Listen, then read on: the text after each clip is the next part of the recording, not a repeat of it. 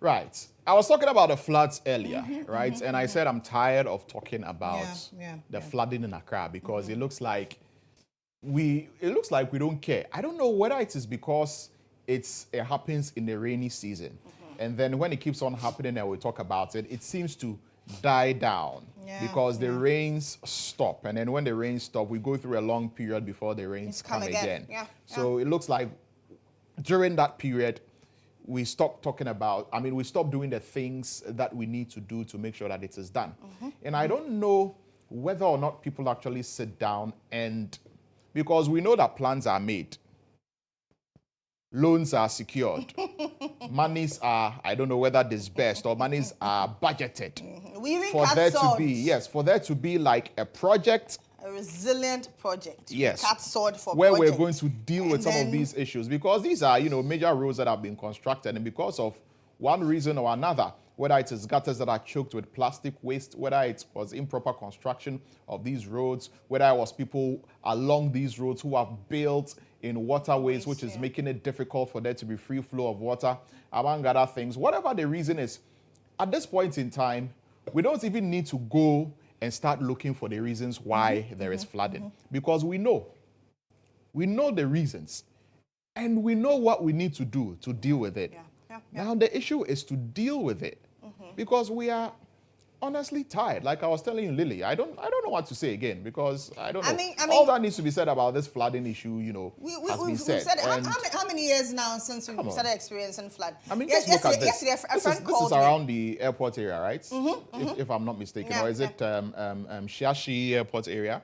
Yeah, if I'm not in between mistaken. Shiashi and airport. Yeah, yes. and so this is actually Shiashi. Yeah. This is actually Shiashi, yes. Yesterday, a friend of mine called me from the UK and he said, he's seen flooding videos. Are they current? And I said, it just happened. Of course, it just happened. These were things that I used to experience as a young boy around North Kaneshi area. And after over 40 years, he still sees pictures of these things. Where are we going as a country? Ghana is not moving forward, obviously. We are not moving forward. We are not going back. We're just stagnant. We are just there. The country is just stagnant. We secure a 200 million facility for the Garrett project in 2019. 2023, we cut sword for the implementation.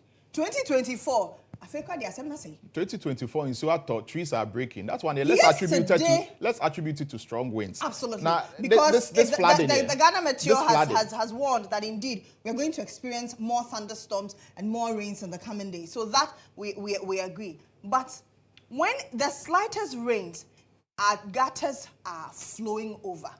Yesterday, when I got to, the bridge in between Christian Village and then Pillar 2, it was almost spilling over. It always happens when there is heavy rain in that valley. Absolutely. Right? Anytime it rains, it's practically impossible for you to use it. Yes. So you either park your car at the top there and then wait for hours for the rain to subside, or you look for an alternate route. Right, so it means you have to go through and look at Westland somewhere before you come back. The number of people that use that stretch. Yeah. Look at the number of people who live in that enclave. See, we're not asking, and Lantam is saying, we're tired of talking about it, but we're not asking for too much. Once you say you do this, follow through. How long does it take to follow through a promise? But if it's to secure hotels, you'll be quick to do that. But to tackle the critical things that bother on bettering the lives of the ordinary Ghanaian, the politician or the government is always sleeping. We wait for the unfortunate. This is not about a particular, this is government in, government out. How many years haven't we been experiencing this? We always say, oh, never again, never again. Years on. It happens again, and we say the same rhetoric. Even after people die. Even after people die, we're still experiencing these we still do all these things. Even after the death of so many people, needless death across the country, we're still experiencing floods. What at all do we need to do as a country? We're already a broken record, honestly. I don't know. It gets tiring. Yeah, that is what it sounds like. We sound like, a broken record. And now we're securing another 150 million. Really? Charlie. Accra will still be flooded. Absolutely. Like this country now, sometimes you don't know what is wrong with us as a country. When you think about some of the things. Traveled, what do they look out for? I don't know, because I don't go to pictures. People say you spend millions of Ghana cedis, millions of dollars in dredging the Odo, and that Odo is still how it is. Exactly. So where did all the money go? Did we actually dredge the Odo? Do you we are trying. Song, where the money go, they will be at the Ghana credit the catching will be. Oh yeah, the catching will be because I mean you don't understand because millions and millions of cedis are going into these dredging the Odo, facilities, and Odo is there, and we still have the same persistent problem. We can't, Charlie, yeah. Anyway, that's it for Inside Out. Mutala, good morning. How are you? I'm good, yourself? We are alive. I hope you go home safe, though. Yesterday, yes, I got home safely, but how you manage to get home is also another issue. Because you have to go through some flooding somewhere. Absolutely. You notice the Kwame Nkrumah Memorial Park. Yes. The one. Nkrumah and his wife. I'm sure Memorial they'll be weeping. Absolutely. They will be weeping wherever they are. Because it is just opposite the Supreme Court. Yeah, and yesterday, it's an eyesore. Just a small rain, the whole street is flooded. Just a little moment and it's all taken over the whole place. I don't know how the drainage systems are being. We are not resilient. That's the evidence. Yes. So yesterday, as for the flooding everywhere, just a drizzle and everywhere is in tatters. Anyway, we are tired of talking about it. Let's it looks head to like the courts. The leaders don't want to do anything about it. So let's head to the courts.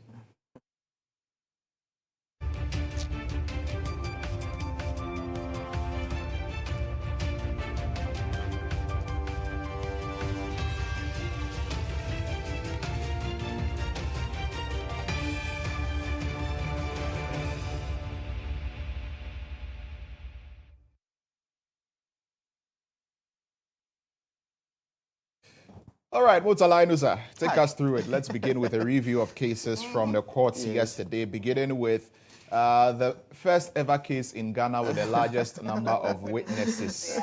The Beige Bank case. Bank, yes. What happened? It's on. And the state witness yesterday was in Mr. Harold Mensah. It was formerly branch chief executive officer at one of the Tema Community 1 branch of Beige Bank. Yesterday, he was in court to come and testify. He noticed that one of the charges or one of the issues against Mr. Nyineku has to do with how customers' funds were siphoned, moved from their accounts to some related account of Beige Bank or his companies without their attention. Over 10,000 customers' funds. Yesterday, the witness was in court to tell the court how those funds were moved without the involvement of Mr. Michael Nyineku. So that charges or that count of siphoning customers' money cannot be used against him because as branch executive, as branch officer, they are the one that engage the customers, whatever transfer that. In fact, he submitted a list of some 100 customers that his branch, as it were, dealt with them. So at all material time, they knew that their funds were being moved from one place to the another, just so for investment and other sort of it. So a very quite lengthy witness statement which was read, and at the end, he's to face a cross-examination from prosecution. Yesterday, there was one question to him to seal his mouth. Tomorrow, hopefully, he'll be back in court for continuation in relation to that. So the safe is in. We are left with about 55. Yes, 55 more. Too. Okay. And we understand that jurors are still on strike. Yeah. Yes. So what case is that affecting? Yeah, how many So cases? the cases in which the jurors are required. Yesterday, we were talking about that young man, Pius Ayoma, the attempted murder. That case That's has... your friend. The man who said, stop showing yes, my face on TV. his face on TV and all that. So that case also suffered because the jurors are still on strike.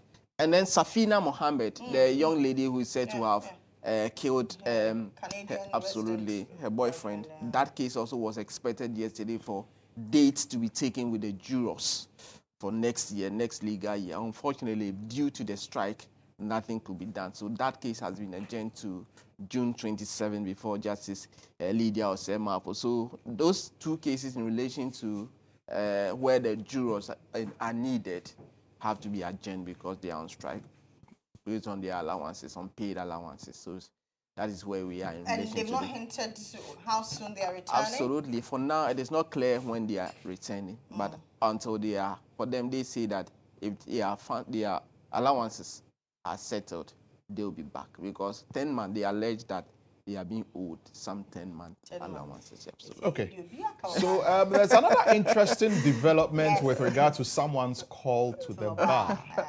Lantam's your What's girlfriend. up? What's Yes, up, bro? Lantam's girlfriend. I'm a governor. I'm a governor, finally. I don't know when I'm a governor became my girlfriend. Lantam is the boyfriend of all the girls. all the I beautiful don't know when I'm a governor Yeah, became my Lantam's girlfriend. other girlfriend. I'm giving her, I'm giving her to Is you. the lady in the what do you call side chick case? Yeah, that's Lantam's other girlfriend. Yeah. I mean, I've never met her in my life. Yes, very soon you meet her. I'm sure Yes, that very soon. I've by never met her. Pay you a visit to 31st the of studios. I've never met her in my 31st life. of May, you have the opportunity to meet I've her. never Come met to her the in my International Conference Center.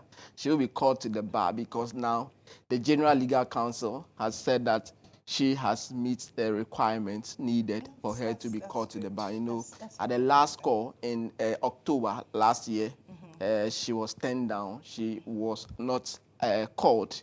So within the time frame, she has been able to do whatever she's supposed to do. She did the needful. So the list has come out. 181 new lawyers will be enrolled by the Chief Justice at the Accra And her name International is on the Conference. list. And guess what? Finally. She's the very last person on that list. So we expect Ama Governor. Good news for her. So we'll see her 31st. Okay. Finally, she's has been called to the satisfied bar. her requirement. That She should be would good news for her. called to That's the a dream bar. come true for her. Absolutely. So congratulations Yes. to All right. this So, young lady. let's talk about the cases that are coming up in Yes. court today, beginning with the case involving the murder of the the Upper East Regional NPP Former, the chairman. late Upper East Regional Chairman, Adams Mohammed. And I can tell you that until the jury or the jurors say anything else, this case will also So suffer. this one will also suffer because the jurors, because this is a jury case. It's a jury trial. So once they are not on duty, this case surely will suffer. But what we expect is for the state prosecutors to call their witnesses. So that is where the case is heading to. At the last court sitting, the third witness had come and was testifying in relation to this very case. So Gregory Afoko is expected in court, but as we do know, the jurors are on strike until something changed the day and then they are back. Otherwise, it will have to be adjourned. Okay. Yes. And let's talk about... is also back in court. Ex-PPA boss, and this case is being prosecuted by the Office of the Special Prosecutor. This is one of the cases that the office is prosecuting, and today we expect Ajeni Mboatinje. Now he's on his own. His brother-in-law has been left out the hook, and so he's on his own. So you can see on your screen, he and his lawyers, one of the last court sitting there. And so today we expect the OSP at the last court sitting, they apologized to the court because they could not file their disclosure document as per the orders of the court. They actually apologized and asked the court to give them more time because the document they are filing voluminous indeed. So today we expect them to do whatever they are supposed to do for case management conference to be conducted before Justice Marie Lewis Simmons, the criminal court too. Okay. And finally, the ambulance case is expected in court today. Yes, Mr. Jakpa. Now he's done with his evidence in chief by way of reading his witness statement, 134 paragraph witness statement. He's done with it. Currently, he is in the box again and being subjected to cross-examination by lawyers of Dr. Kasiel Atoforsin, the current minority leader and the former deputy minister for finance. Dr. Aziz Bamba is his lead counsel, is subjecting Mr. Jakpa to cross-examination in relation to how the ambulances were purchased, how they realized it suffered some defect, and how they were managing to get it rectified. And one of the things, you can even use a container and convert the container into an ambulance. So you can get any vehicle at all and convert it into an ambulance. So as part of his testimony, all that he's saying is that government has never suffered anything like causing financial loss, because as we speak, the state ambulances are with government. And all the equipment that we're supposed to be fitted with are with government. Also with government. There's nothing with me. So well, that is what we expect before Justice Ifeanyi Wasari today. Okay. All right. Thank you very much. Thank you. And you know, the issue of Hobson Adoye. Yes. He was arrested. We heard that he was arrested. Hopefully, probably, he could be arraigned today. So it's one of the things that we should also look into. Look out for. Yeah, absolutely. Okay, so Okay. Keep us updated. I know that you bring us all the updates. Absolutely. Okay, all right. Mutala Inusa with court today, and do stay tuned. We'll take a look at what's in the newspapers. Amidu Isahaku Chinia, good morning. Good morning, Lantam. Welcome. Thank you. Great to have you here in the Nice to be studio. here. And a belated happy birthday to you. Thank you. How was the day? Oh, it was great. I mean, on that very important day, His Excellency the Vice President was in the Upper West region as part of his tour, and also to commission a project under my ministry. And I represented my minister, the wire waste treatment plant. Right. I mean, 400 tons per day treatment plant. And so, I mean, it was an excellent day, because having the opportunity to join the Vice President to commission such a big project On your birthday. on my birthday was such a good thing. And I made a very important point that the problem with waste management in Ghana is the fact that we do not have the required infrastructure to manage our waste. And so sometimes people's attitude and conduct is informed by the fact that where to even take the waste to and how the waste is managed is a big factor. But I am happy that as a country, we are beginning to take steps to create the necessary infrastructure that will help us manage our waste. And having such a facility on that important day of my birth was very exciting. Yes. And we're happy that you were happy. Thank you. Thank you. Bernard Mona is in the studio as well. Bernard Mona is potentially the next president of Ghana, because he wants to contest as president in this year's election. He's a member of the People's National Convention as well. Good morning.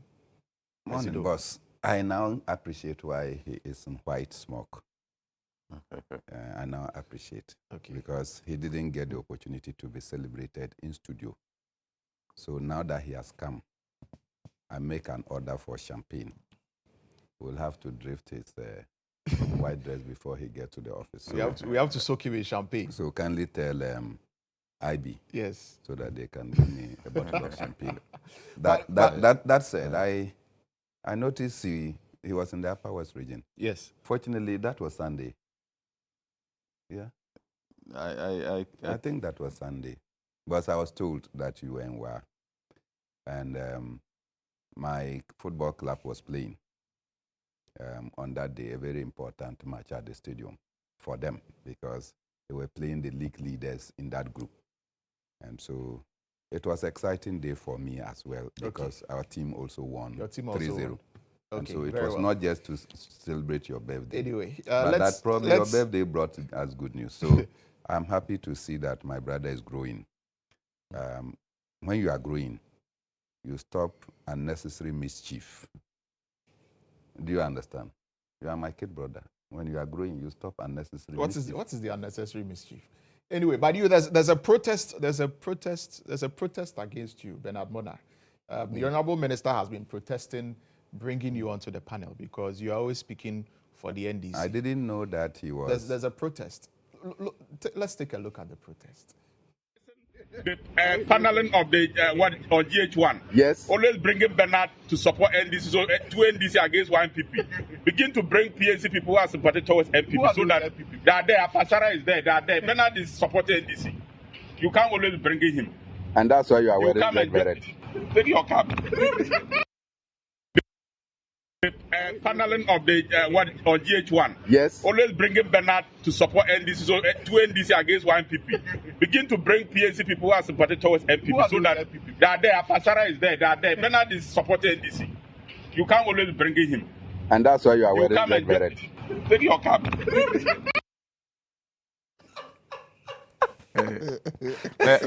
Let's thank my photographer, Bernard Mona.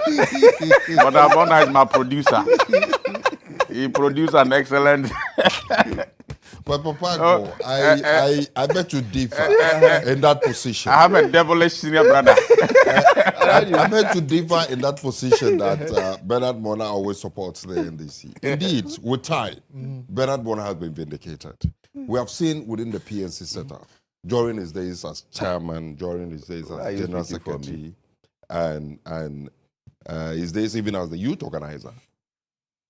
And people who vehemently opposed his positions, I mean, some of the directives he would put in place, have today become a turncoat in the MPP from the PNC. And Bernard Bona is still here.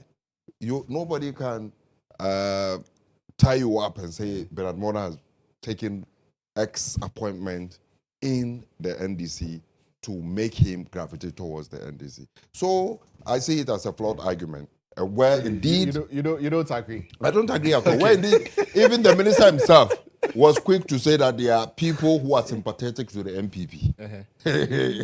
They are Pasares and co. I mean, in his own words. So clearly, maybe we can have people who are sympathetic, and we have seen PNC members who are sympathetic. Well, he believes that it's to not the fair MPP. when he's one person representing governments, and there are other people on the panel who similarly are singing the same tune. But anyway, we need to get into the breakfast segments now. So, but did you see that Chinia was wearing red beret? Yes. And there's a reason. You appreciate that in order to stand to speak your mind, you have to wear red beret. Yes. That is the symbolism of taking the red beret so that he could speak his mind. Yes. I don't grudge him for speaking his mind. After all, I cannot be seen to be a friend to government when I want to unseat the government. I want to become the next president of Ghana.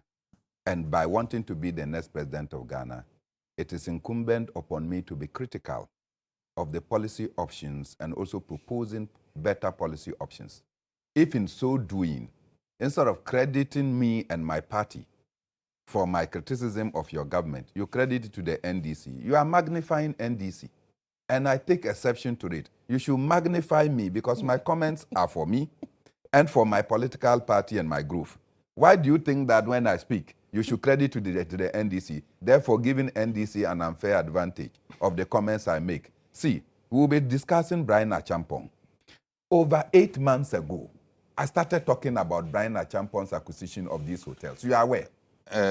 You are aware? I have to make a comment. And I think this will be very well, Bernard. I think this will be a good time. This will be a very good time for us to get into the issues straight away. So it's time for the breakfast review.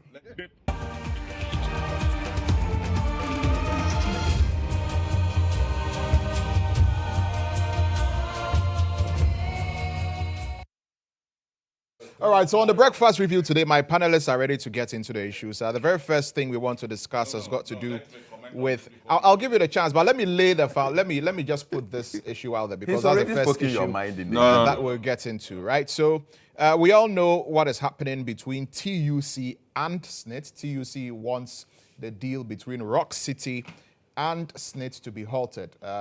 Rock City is to take a 60% stake in 4 hotels which are controlled by SNIT, which is a pension fund which is managing all of our pensions. And this is something that TUC believes smacks of state capture, it smacks of conflict of interest, and they don't believe that it is in the best interest of the people of Ghana for this to happen. But Mr. Brian Achampong, I've heard speak on some platforms, indicates that, I mean, he's not even involved in the day-to-day running of Rock City. He's just one of the directors there, and when it comes to some of these decisions, he's not even involved, and so there is no conflict of interest in that regard. We know Samuel Okudzeto Ablakwa has sent this to Shraj, so Shraj is to investigate. We know a petition has also been sent to the Chief of Staff by TUC. The question here is, what is the best way forward if we need to inject more capital into these hotels to make them more profitable? Honorable Chinia, let me come to you on this. Let me begin with you on this. But you want to make a few comments before I get into this. Yes. I want to comment on the video. First of all, the video was, I mean, it was privately taken after the show. And it was Bernard was my producer. How do you tell? Okay, my it was video, your producer, your director. Yeah, no, I am the videographer. He was my cameraman. He took the video. But Lantam, the importance of the statement I made is the fact that in every democracy all over the world, you usually have 2 major parties. 2 major. In America, we all know the Republicans, the Democrats, they are the major party. But there are several parties in America. Is that not the case? Is it the same in France? I mean, it's the same in UK. It's the same in UK and Party, almost everywhere. France. It's almost the same everywhere. That you have two major parties always winning power, and you have smaller parties as part of the democratic process. Now, within the smaller parties, whose chances of governing the country are less, you find their members or the parties themselves aligning to the bigger political parties. Is that not the case? That is the case. In Ghana, when you come to the smaller parties, PNC, CPP, their membership, you can see their alignment. Some are aligned to NDC, some are aligned to MPP. That is a fact. Nobody should pretend. And I am saying that if you have a show where continuously you bring a PNC man who is aligned to the NDC. Well, he says he's not aligned to the NDC. He said he's not. Even the people who are listening to us, they know that he's aligned. I don't even need to say it. Those listening to us, they know that Bernard Mona is aligned to NDC. Wow. Yes. Aligned in what way? Is it because of what he says? How do I speak for people when I speak my mind? You are not speaking what mind? When I speak my mind, you want me to come and sit down and glorify a government that I am opposed to? Yes. That I glorify a government that so honorable. I glorify. I should come and sit down and glorify a government that I'm opposed to. Bernard, please. I mean, you get a time. No, honorable, please. Land on your statement. Let's get into the issue. I am saying that Apasara is your MPP. You confirm that Apasara is for you. I am saying that. And that is why you are urging Apasara to come. So invite Apasara next time. Yes. You should invite somebody so that person is MPP. Who is aligned to MPP too. So that Apasara is aligned to MPP. Well, we've heard you, honorable. So let's get into the issue. I think you've made a point, honorable. I am not confirmed. I'm saying that I think you've made a point. Honorable Junior. Honorable Junior. Confirmed. Yes, now you also deny that you are aligned to NDC. Honorable Junior, I think you've made a point. I want fairness on this show. That is I want fairness. But you yourself, you are not supposed to be here. You are here. Don't bring that is you are not agreed supposed to be here. They brought you. Any PNC person who even sympathizes with NDC. Let's not wait. It's not the You are not supposed to be here. Honorable, let's not waste too much time NDC on this. That overthrew the man because we need to get into It's not true. President Kufuor worked with the PNDC. Honorable, it's not true. Honorable, please, let's get into the issues. All right. Okay, please turn off their mics for me. Alaji, let me come to you. Let me begin with you on this. Let's talk about the tussle between the TUC and SNIT and the sale of these hotels, 60% stake of these 4 hotels. You know, that TUC has been complaining about. No, he was the one to start. Well, having said a very big good morning to our cherished viewers and to my colleagues, your mics are off. Program.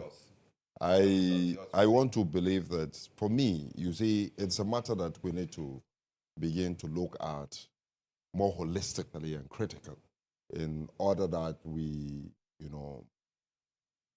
give politics the honor and respect that is due it, so that politicians will not be lumped up altogether to become, beneficiaries of, state assets where, in some cases, they don't even qualify to have them.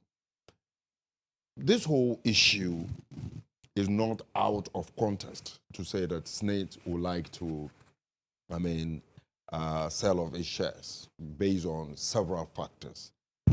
One thing we need to ask ourselves is the fact that, we all know in such transfers, measures, and acquisitions, one of the critical factors you look at is the brand and then the profits associated with it. We can all tell that if we talk of the other, hotels that may not be making so much profit to SNIT, we cannot rule out the profit that Labadi Beach Hotel, for instance, is making for SNIT. Mm-hmm. We all understand, even as at the end of last year in 2023, they had to, float and share dividends from what they have been able to accrue over the years.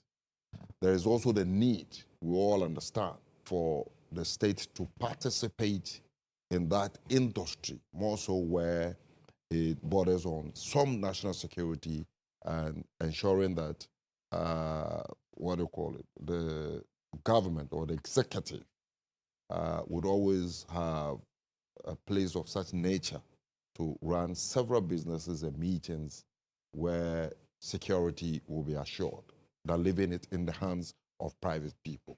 Now, we are talking Rock City here that has expressed interest. And indeed, my checks reveal that this is not the first time, where in 2022, the same Rock City took over 25 shares of Grand, what is the name? Grand Legacy Hotel in Kumasi, and eventually took the other 75% share from the private owner. Yeah.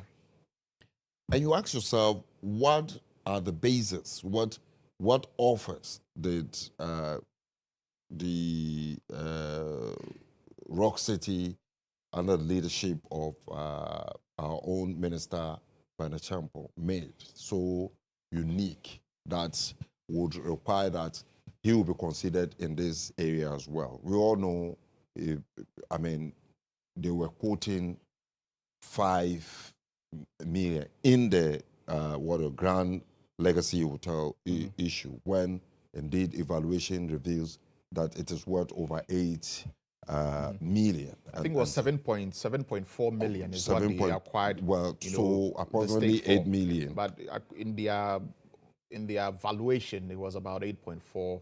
Correct. About 8.4 million. And then they were quoting 5 point something. So it wasn't the case that they have a record of giving you the best deal when such opportunity is given to them.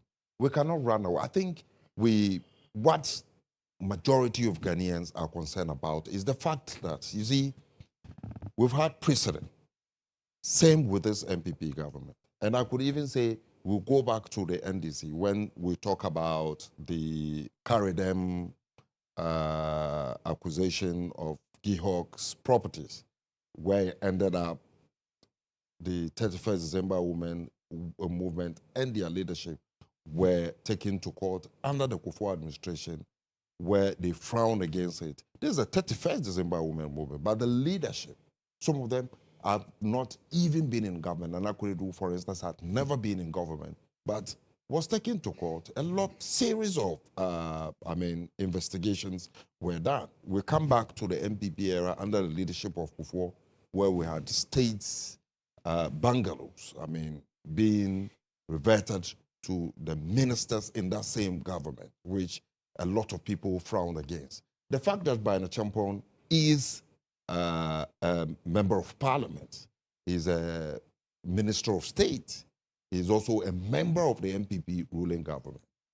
Getting involved in such things will certainly raise red flags, and such red flags are supposed to ensure that due diligence are done. More so when precedent, shows to us that things are not done very well, where in some instances such, juicy places are offered to people at prices that, beats the imagination and minds of people.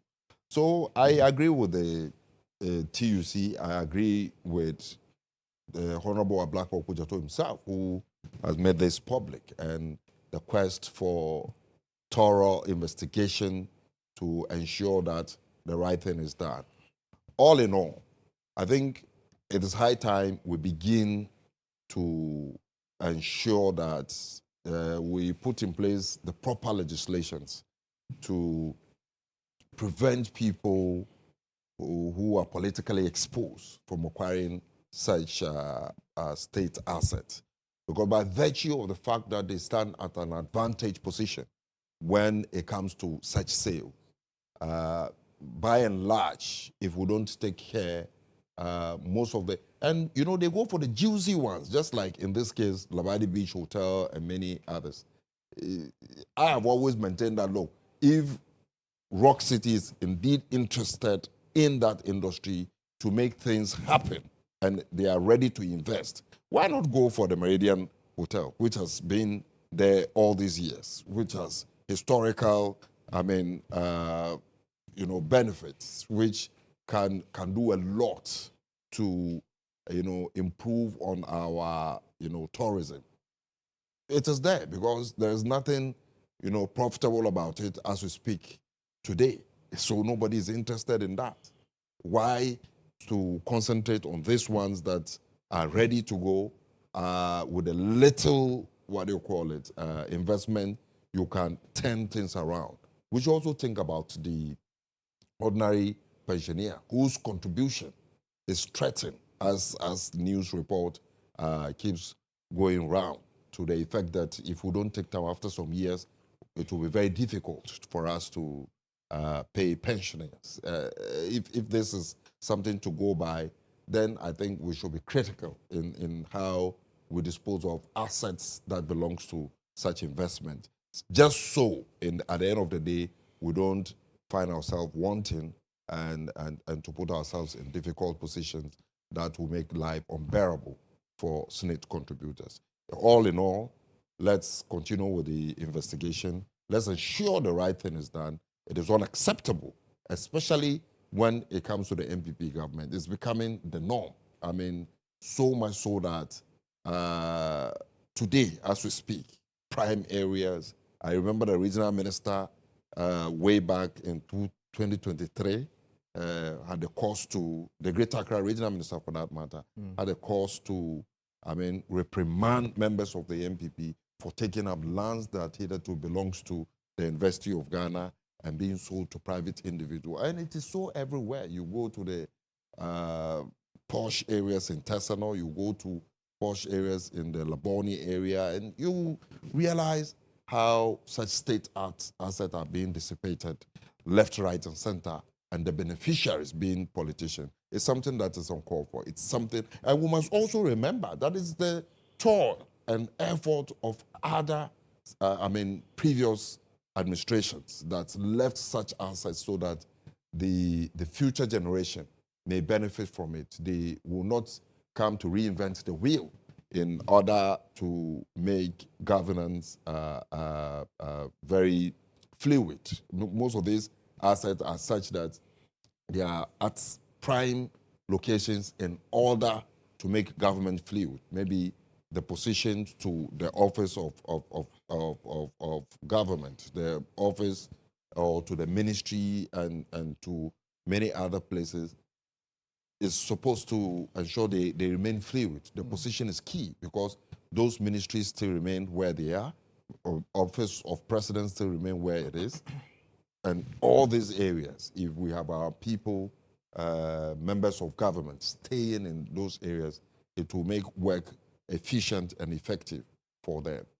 Just so in the case of this hotel, if we have such prime hotel where the state has interest in, where SNIT has interest in, and we take good care of it, it goes, like I said earlier on, to even save us in the issue of our national security when certain meetings, when certain, conferences is being done in such places. So it is something that I still maintain that the state must continue to have interest in, just so that moving forward, the contributors, the SNIT contributors will continue to make benefit from whatever the investment, has yielded.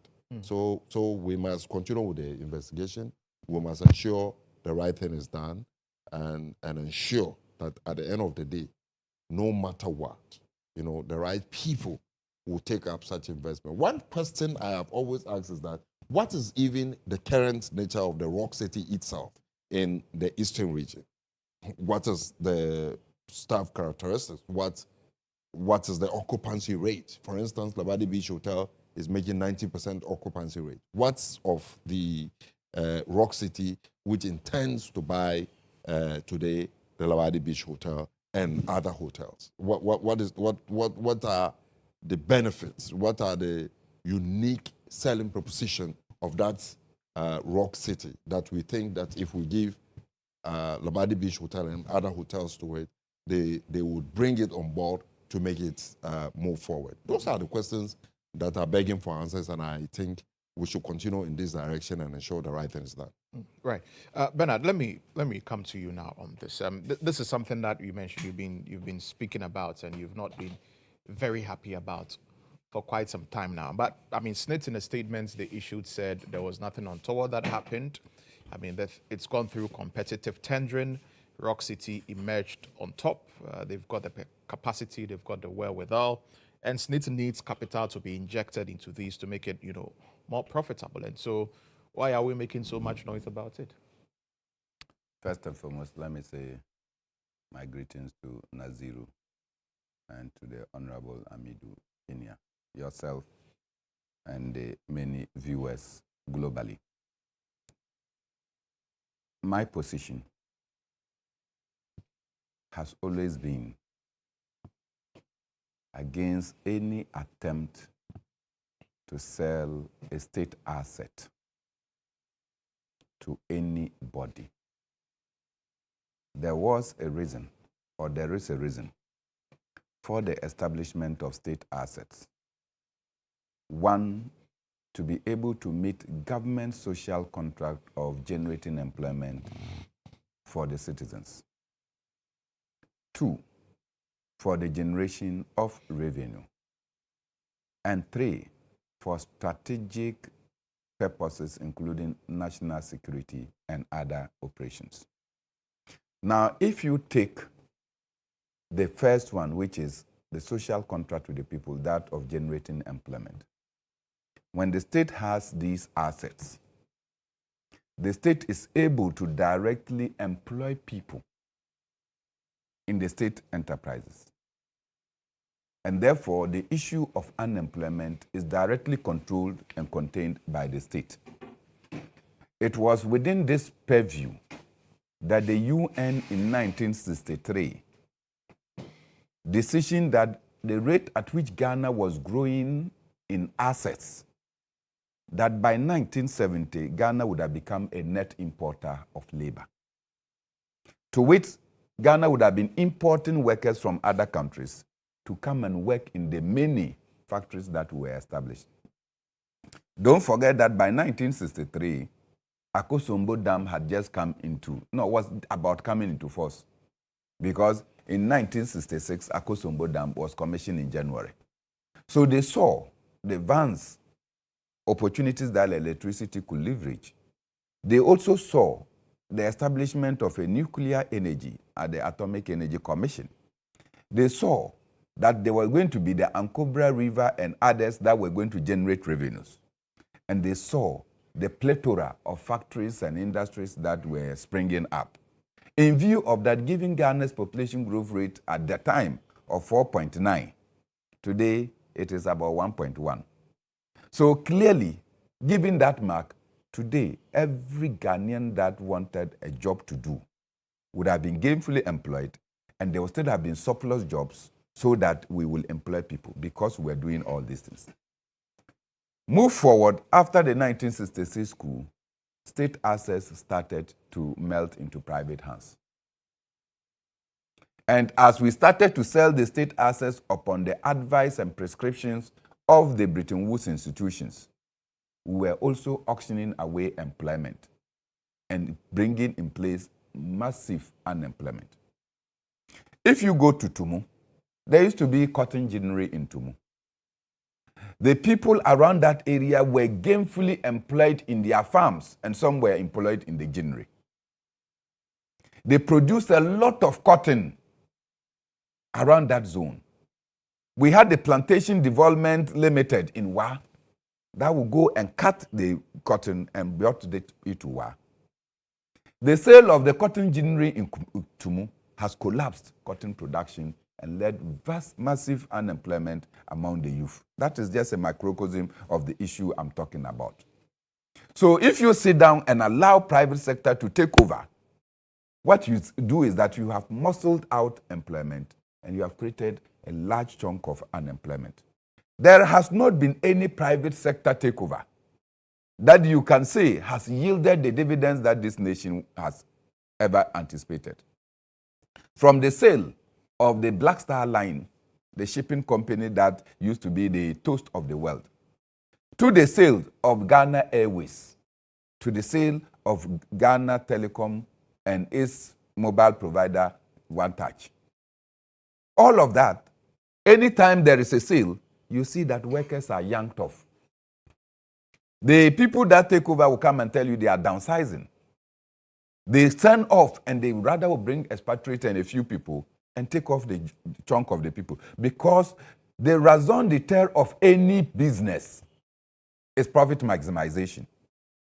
And so when the state is not necessarily profit maximization, they have a social contract. The private sector has no social contract with the citizens. It's profit and profit and profit. And whatever will lead the private sector to making profit, they do. That has been my call, that there is no reason why we should sell off state assets.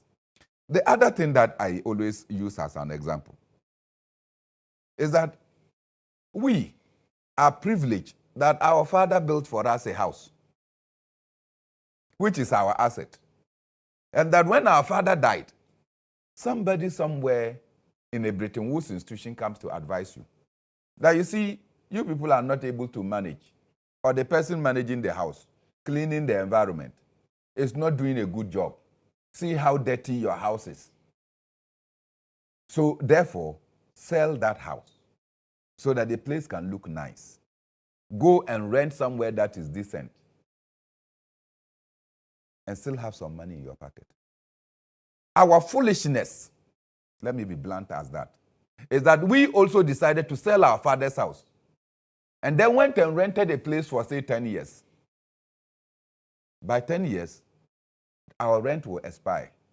The money that we have kept in our pocket will not exist, but we will not have our father's house. How wise could you be? So in all the sales of the state assets that we have done, we sold that Ghana Telecom. We don't have it any longer. Right? We were surviving. Our rent has expired. We say we are waiting on tax revenue. Take the recent one. Workers, and I don't know why Senate will engage in this dubiosity. Workers owned a bank called Social Security Bank. Remember, the Social Security Bank was auctioned that they needed a strategic investor. That term they always use. So a bank, a French bank, came from France, Société Générale, came and took over 70%, so to say, strategic investment, and then decided that they will make it SGSSB to still hook all of us into believing that our SSB has not collapsed. Moving forward, the majority shareholder said that no, we are not excited by the name SGSSB. So take away the SSB and maintain SG. So go around the country, you see SG. The significance of the workers' partnership has been defaced. Today, Société Générale says that they have done enough. They have celebrated so many years. They have even taken Akufo-Addo's father's hotel, taking it as their headquarters. They are moving out. When they are moving out, they will create a vacuum of unemployed persons. This unemployment we are talking about will generate series of problems, including the fact that people's children will not be able to continue their education. There will be massive security problems for us. And of course, your democracy is at threat when the people are hungry. Today, Brian Achampong, and he did not start this operation. When Ken Oforata presented the budget statement and was talking about the listing of Senate hotels, I came out to start to protest. And my investigations at that time pointed that it was Brian Achampong that this package was being put together for him. I started speaking about it. Even in this studio, I spoke about it. I said, no, this amount to state capture. How is it that when you are looking for a strategic investors, it is only Brian Achampong that is qualified to take 4? Look, Brian Achampong is a brother, is a friend. I don't know why he will meddle, but I can understand that Rock City is one of the biggest hotels around. Unless it is towards Easter that Rock City is able to get about 50% patronage. If you go to Rock City today, they have less than 10% patronage. So it means that the investment they have made there, they are not able to recoup or to break even. Senate hotels have been making profit. In 2021, Labadi Beach posted about 10 million in dividends to the government or to Senate. In 2022, it posted about 22 million. Just last year, it posted 25 million. That is not a company making losses. In any case, where I sit, I liken it to my agri work. That when you see a tree, there are seasons the tree flourishes, it got green leaves, it bears fruits. And another season, you see that all the green leaves will fall and there will not be leaves. But the tree will emerge again. Not so. So businesses are like that. Today there is a downslope. The next day they will raise up. Why do you think that you have to sell all of them and give it to Brian Achampo? The purpose is that since they are making profit, they will be able to cover for the losses at the Rock City. Number two, when you take over these state things, look, the state can get up and say that for some strategic meetings, we own this facility. We know who and who are there. We can assure ourselves of maximum security and that there will not be data exchange. But if it is owned by a private sector, what gadgets that private sector puts there, you are not able to control. If Brian Achampo wants to be a hotelier, go building your hotels. Why muscle and take away our state? And look, we have done this. We have raped this country. Anybody and many of the people in authority go around the cantonments and other areas. Government officials are the ones who are selling lands to themselves. Go to where the ministry's area, where the nurses' quarters and junior staff quarters are. The government officials have sold the land to themselves. Why are we raping our nation to this extent? Look, the next thing to privatize is the presidency. Because if it is about not doing well, then President Akufo-Addo has buried the economy of Ghana. So why is he still president and hanging on? Auction the presidency because it is not performing. Honorable Chinia, let me bring you into the conversation now. I mean, the general consensus from a lot of people seems to be that this is not a deal that is in good taste, and so it should be put on hold. It should not go through. Do you agree, Honorable Chinia? Well, first of all, let me say good morning to my brothers, yourself, and everybody listening to it this morning, especially my constituents and those listening to this on Sisala Radio in my constituency. Well, Lantam, it's a complex matter, and there are a lot of emotions that have been added to it. And for me, I want to say that let's take out the emotions and look at the substance of the issue.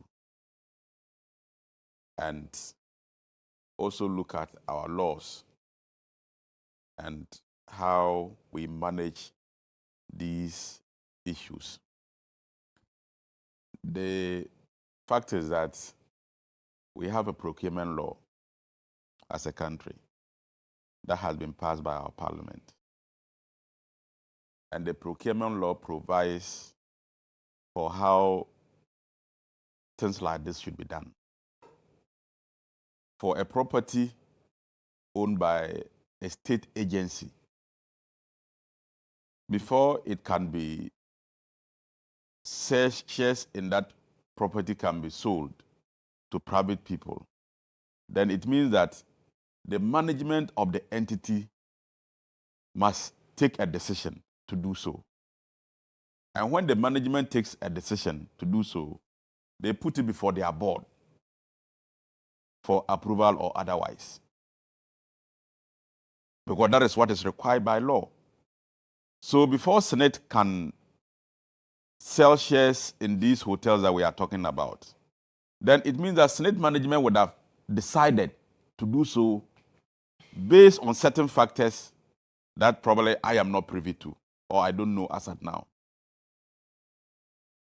Because there's no way a private investor can just get up and go and buy shares or take over a government agency property. It can't happen. So I'm saying the first step is by management deciding that on the basis of 1, 2, 3, let's give away this property. And after management has taken that decision, then management will put it before their board. And for the Senate board, TUC has, I think it's a 12-member board. And TUC has 4 members in there. So what keeps ringing in my mind is that, is it the case that TUC is talking as a result of an afterthought? Because when the matter came to the board for approval, even though TUC claims that their 4 members constitute minority, but the question is, did they vote against it? Because you can be a minority, but you can be against something. And you let the whole world know that, yes, this thing came before the board. We protested. We don't agree. And then even speak to the whole country. Because this process didn't start today. So why is the TUC talking now? Did their 4 members on the board approve of the deal so that after 2 years or more, then TUC, based on probably some public pronouncement, they are behaving as if it is something they were against? Because that's what they've said. They've said that they've always been against it. That's what TUC has said. Have they shown you any evidence that their board members, their representatives on the board voted against it? Have they shown you evidence? Or have they been able to be boldly tell us that their members on the board, which represent their interests, voted against the decision to offer shares of these hotels? Well, they said they were aware that stake was going to be offloaded, but they didn't think it was going to be offloaded I'm saying, a government. What is the essence of having a board? Minister. What is the essence of having a board and having reps on the board? You see, I'm saying that probably it's an afterthought. Because the board gives direction to the company. The Senate board gives direction to the Senate management. And there's no way the management can decide to offload any of its properties without due process, without the board giving approval. And TUC has 4 members representing the TUC interest on the board. So why must it take them 2 years to now start making public pronouncement? And I am happy that nobody has said that there has not been due diligence, there has not been due process. All what people are talking about are emotional issues. But as a country, Lantam, we need to wake up. Are they just emotional issues? They are emotional. Is there no merit to what is being said? Is there no merit? They could be to merit. What is being said? Listen. Shouldn't we be worried? Oh, Bernard, I don't want that. No, I'm just trying to do what you have been doing all the time. No. So to see what I have not been doing that. When you were speaking, I kept quiet. You are my senior brother. So today you have been a gentleman. My birthday just happened, and all what you have been doing today is to even disorganize and distort my birthday. Instead of you celebrating me, I'm celebrating you in white. You are here playing your mischievous you are video, just a small boy. mischievous video, and all that. Don't do that, because that woman that we all cherish, when you marry her, my wish would be that you die early. Yes. So that I'll marry her. No, but that is true. Please, this is just actually, I don't want to leave that back long. to the issue. No, back to the issue. I don't want to leave that Let's not long. deviate. Honorable, please, back to the issue. So please. I am saying, please, back to the issue. I am saying that there could be merit in the demands, but Lantam, there's a laid down procedure. So at what point the Senate realized, TUC realized that it was not proper for these hotels to be sold? At what point? Because they are saying, they are not in the know. As to who. So it means who it is going to. So, right? And that I'm coming there. I have a serious problem with that.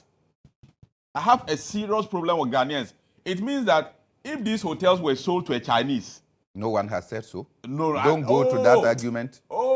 We are opposed to privatization, as I insisted that. And then you are here talking about Allow Chinia to finish his point. No one is saying that. Please allow him to finish his point. But he's going to mislead you. Allow him to finish his point. Honorable, finish your point. Lantam, I'm saying that what the impression I am getting is that if these hotels were sold to a Chinese investor, that is a misapplied impression. What is that? Bernard, please allow him to finish. Let him finish the point. It's an invalid point. Let him finish it. It's only between the audience. When you were making your point, when you were making your point, I didn't interject. Please, thank you. Master, cool down. I just want to enjoy what he has been enjoying anytime he's interjecting. Honorable Chinia, please make the point. Even the flag bearer, you won't win. No problem. I'm just seeing how you will lose your seat.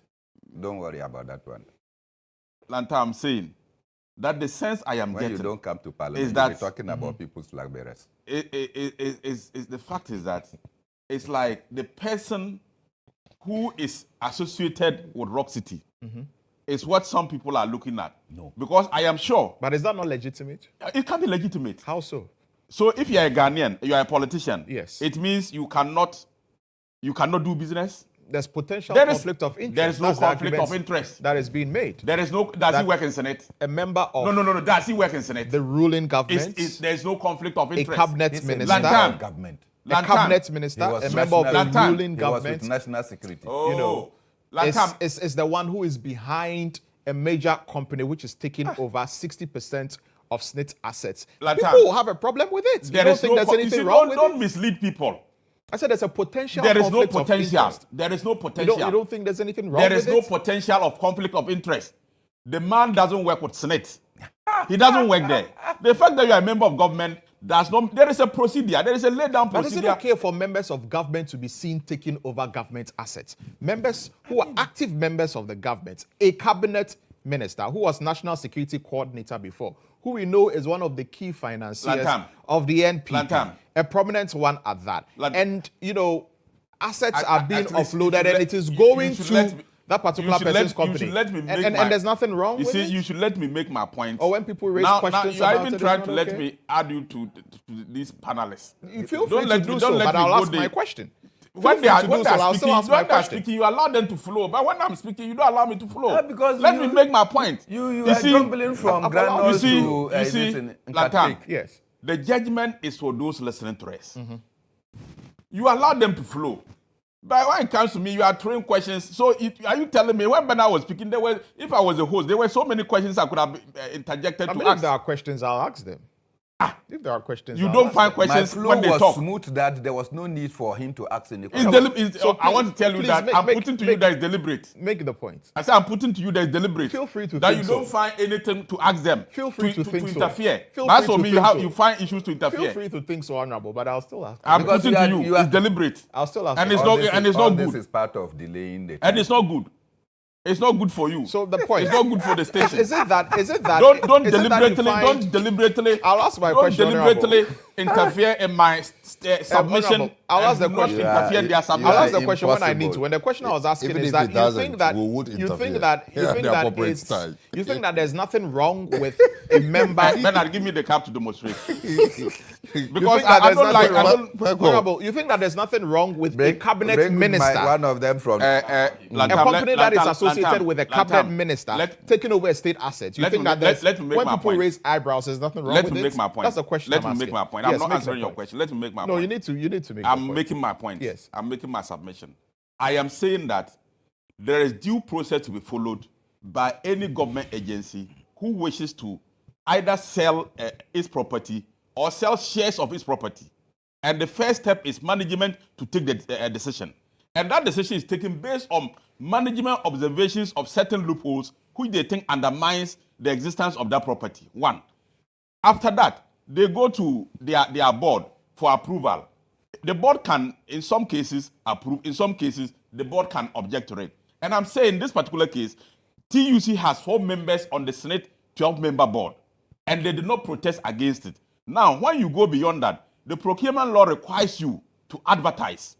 And when they advertise, they advertise locally, international competitive bidding, locally and internationally. So it was worldwide advertisement for more than 3 months. And when they advertised, more than 6 companies applied. It's not the case that Rock City applied alone. There were more than 6 companies that applied, that tendered in their interest. Some were foreign, some were local. Now they did their evaluation.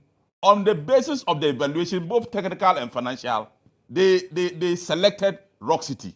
So it is not as though, like somebody said here, as though the thing was, Rock City was invited to come and take over. No. Which are the other bidders? Go and check. But I'm telling you that there were more than 6 bidders. Which are the other bidders? That's according to what Senate has told us, right? There were more than 6 bidders. Giving us more details Who beyond are what the they we can all require Senate to release the details. How come that Senate is able to mention Rock City? Bernard, please. How come that Senate is able to mention Rock City and is unable to mention the other bidders? So we can ask for that. I have been quiet, hoping that I will get a minute to react to some. So Bernard, please, let him finish. When he finishes, you get your time to react. When we are doing the discussion, allow me to come in when I need to come in. When you come in like that and interject, it prolongs the whole submission, and we don't have time to get into the other issues. So just let him make his points. Thank you.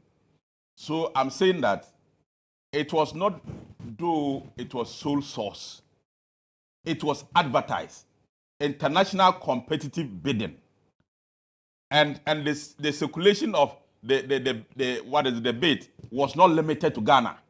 In fact, there was an international magazine that they advertised in it. So the whole world knew about the fact that Senate wanted to diversify its shares in these hotels. And so many bidders came in, including Rock City. They did their evaluation. On the basis of the technical and financial submissions by Rock City, over the other bidders, they selected Rock City. So the point I am making is that there is an established law, an established procedure as to how state asset can be either sold or shares of the state asset can be sold. And that procedure has been followed. And there is nobody who has contested the fact that the procedure as required by the procurement law was followed. My issue is the fact that people are narrowing down because it is Brian Achampong or it is Rock City.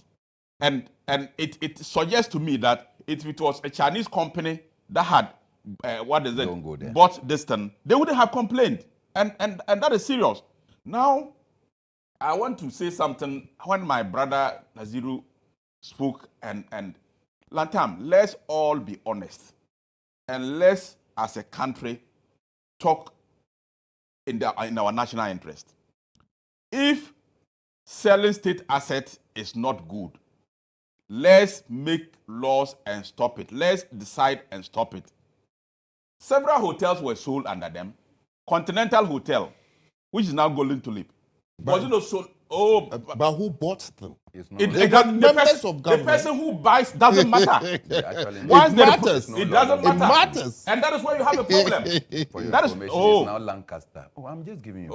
Whatever it is, Continental Hotel was sold by NDC. Yes, I agree. To a private person. Tulip. It's now Lancaster, so that people don't go searching Golden Tulip. Well, whether it has been changed, but I'm saying it was Continental Hotel owned by government of Ghana. It was sold by NDC. Star Hotel was sold by NDC. Several of them were sold by NDC. I agree. The point cannot be who buys it. If there's competitive bidding and any Ghanaian buys it or any foreigner buys it, there can be a problem with that. Once you go through the procedure and somebody buys it. But the most important point is that some of those hotels were auctioned by the NDC, were sold by the NDC. Today you come and sit here and pretend as if you have the moral, you are morally upright, and the NDC in the past have not done similar things. In fact, the NDC is the party or the government that has sold more state assets than any government. The NDC is the party or government that has sold more state assets than any government. And the records are there. How so? By 1981, by 1981, the state had over 350 assets. By 2001, they had sold all of them. The NDC, PNDC has sold all of them. Even they are members of parliament. You remember before 96, Senate had built the Sakomno estate and given to members of parliament. The Senate sold them to members of parliament. 13 million. 30 million today is 3,000. The NDC MPs, after a year, million. Yes. You mean 1,300? Okay. 30 million old CDs. Old CDs. Okay. After they exited, they were selling them at 27 million. That is 2,700. Those were buildings constructed by Senate and given to members of parliament. They sold them to members of parliament under the NDC. And there are several cars, land, even former President Mama is bought land, state land. So if it is not good, let's all agree that it is not good, whether MPP or NDC. Let's all accept the fact that it is a bad practice. Let's put in place regulations to stop it. But don't let anybody come and sit here.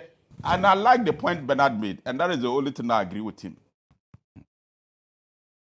The fact is that most of these state properties that we have sold out to private people, over the years, it has proven that they are not actually doing well. So if we were selling to state private people, and then at the end of the day, they are able to expand the business, employ more people, it has become more profitable. So it is something as a country we should begin to look at. Right. That when we diversify or when we sell shares in state assets, we should see improvement. There is one, is it Star Hotel or you mentioned a certain hotel? No, he mentioned it. Meridian? Meridian. Yes. It was sold by NDC to a private person, and up to now the person no investment. He has not capitalized it, and now he's proposing that maybe Brian Champo should have gone to buy it, but it was sold by them. So when you sell state asset to private investors and they don't invest properly into those state assets, at the end of the day, it doesn't solve the problem. Okay. So for me, two things, Lantam. Let's all agree that diversifying state asset is not a good thing. Let government take responsibility, because Bernard made a very relevant point. Some of the asset is not just for money making, it's for social intervention. Because as a state, you can always even capitalize and keep your people employed, because you have a responsibility to create employment for your people. But the private person, is in there to make profit. So they'll cut down the numbers, they'll cut down because they are not able to actually put the right investment into those properties. Right. So let's look at it. If it is not right, let's all agree and stop it. Okay. But don't let us come and do. You see, because NDC and MPP will continue to embarrass ourselves. If you talk about these things and I tell you that you did this, that doesn't solve our problem. Okay. Let's look at the way forward and stop these. All right. As if this is the first time. Alhaji Nazir, let me come back to you. You see, on this I want us to sit with this whole argument in the right perspective, rather than, the position the Honorable Minister wants to take, to the effect that maybe it is the person of Bryant that people are against in this whole transaction.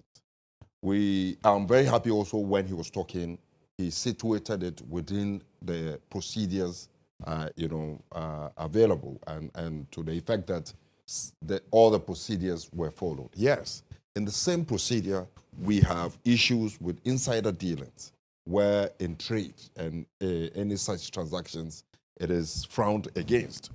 And the possibility of insider dealing by virtue of the fact that Brian Achampo is a member of cabinet, is a member of the MPP, and a member of parliament is there. And that is why people will raise red flag against such transactions involving Brian Achampo. And also, who are the transaction advisors in this whole activities? We have been told today that the transaction advisors are a company whom the husband of the electoral commissioner and appointee of the Nado administration has interest in. And all this, goes to,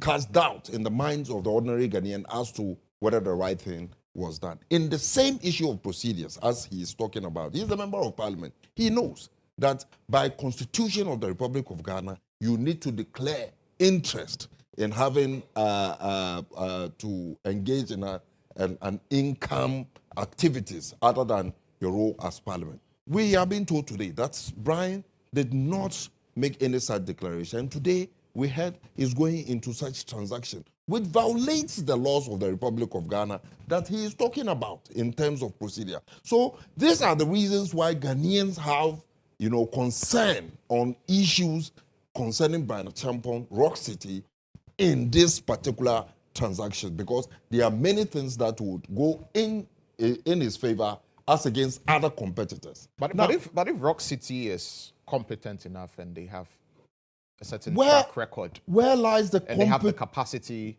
to turn the fortunes of some of these states' assets around, and it will be in the best interest of SNITs, why should we have a problem? That in itself is a question begging for answers. Because as we speak, have you seen any publication of Rock City's annual, audit that sought to suggest that they've done something so unique that they can transfer it into these hotels when they come to manage it? Let's be mindful of the fact that even the Labadi Beach Hotel that we were talking about, yes, having gone through strategic management with other countries from South Africa and stuff like that, and ended up in the hands of fully Ghanaian management that has transformed the hotel, tells us that, look, we have a lot to learn even from the management and how they have been able to do things, more so when it is fully Ghanaian. But among all of these four hotels, I mean, it's just the Labadi Beach Hotel that we are continuing to talk about making profit. I mean, there's the Elmina Beach Resort, there's the La Palm Royale Beach and all of that, which necessarily has not been very, very I'll give you information. Profitable to the extent that Labadi Beach Hotel has been.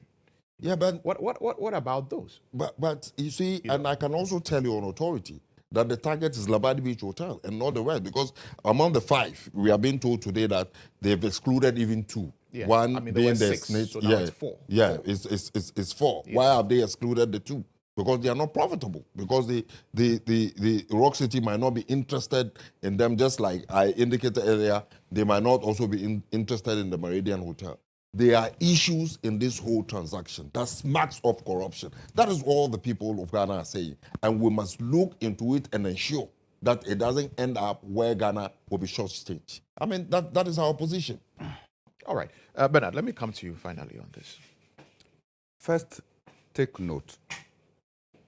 I don't know whether you have gone to Elmina Beach before. I have. When you go to the Elmina Beach, you see that basic repairs that ought to have been done, they are not done. Yes. It's not in a very good state. There are only few of the rooms that are actually in use. A chunk of the rooms are not in use. And sometimes when Is Elmina Bejaya, is it the same as Bejaya? Yes. Oh, okay. Elmina Beach Resort. Okay. I mean, the last time I went there, I wasn't. Do you understand? Number two, impressed with the when operations. Senate wanted to build the hotel, the chiefs did not sell the land to Senate.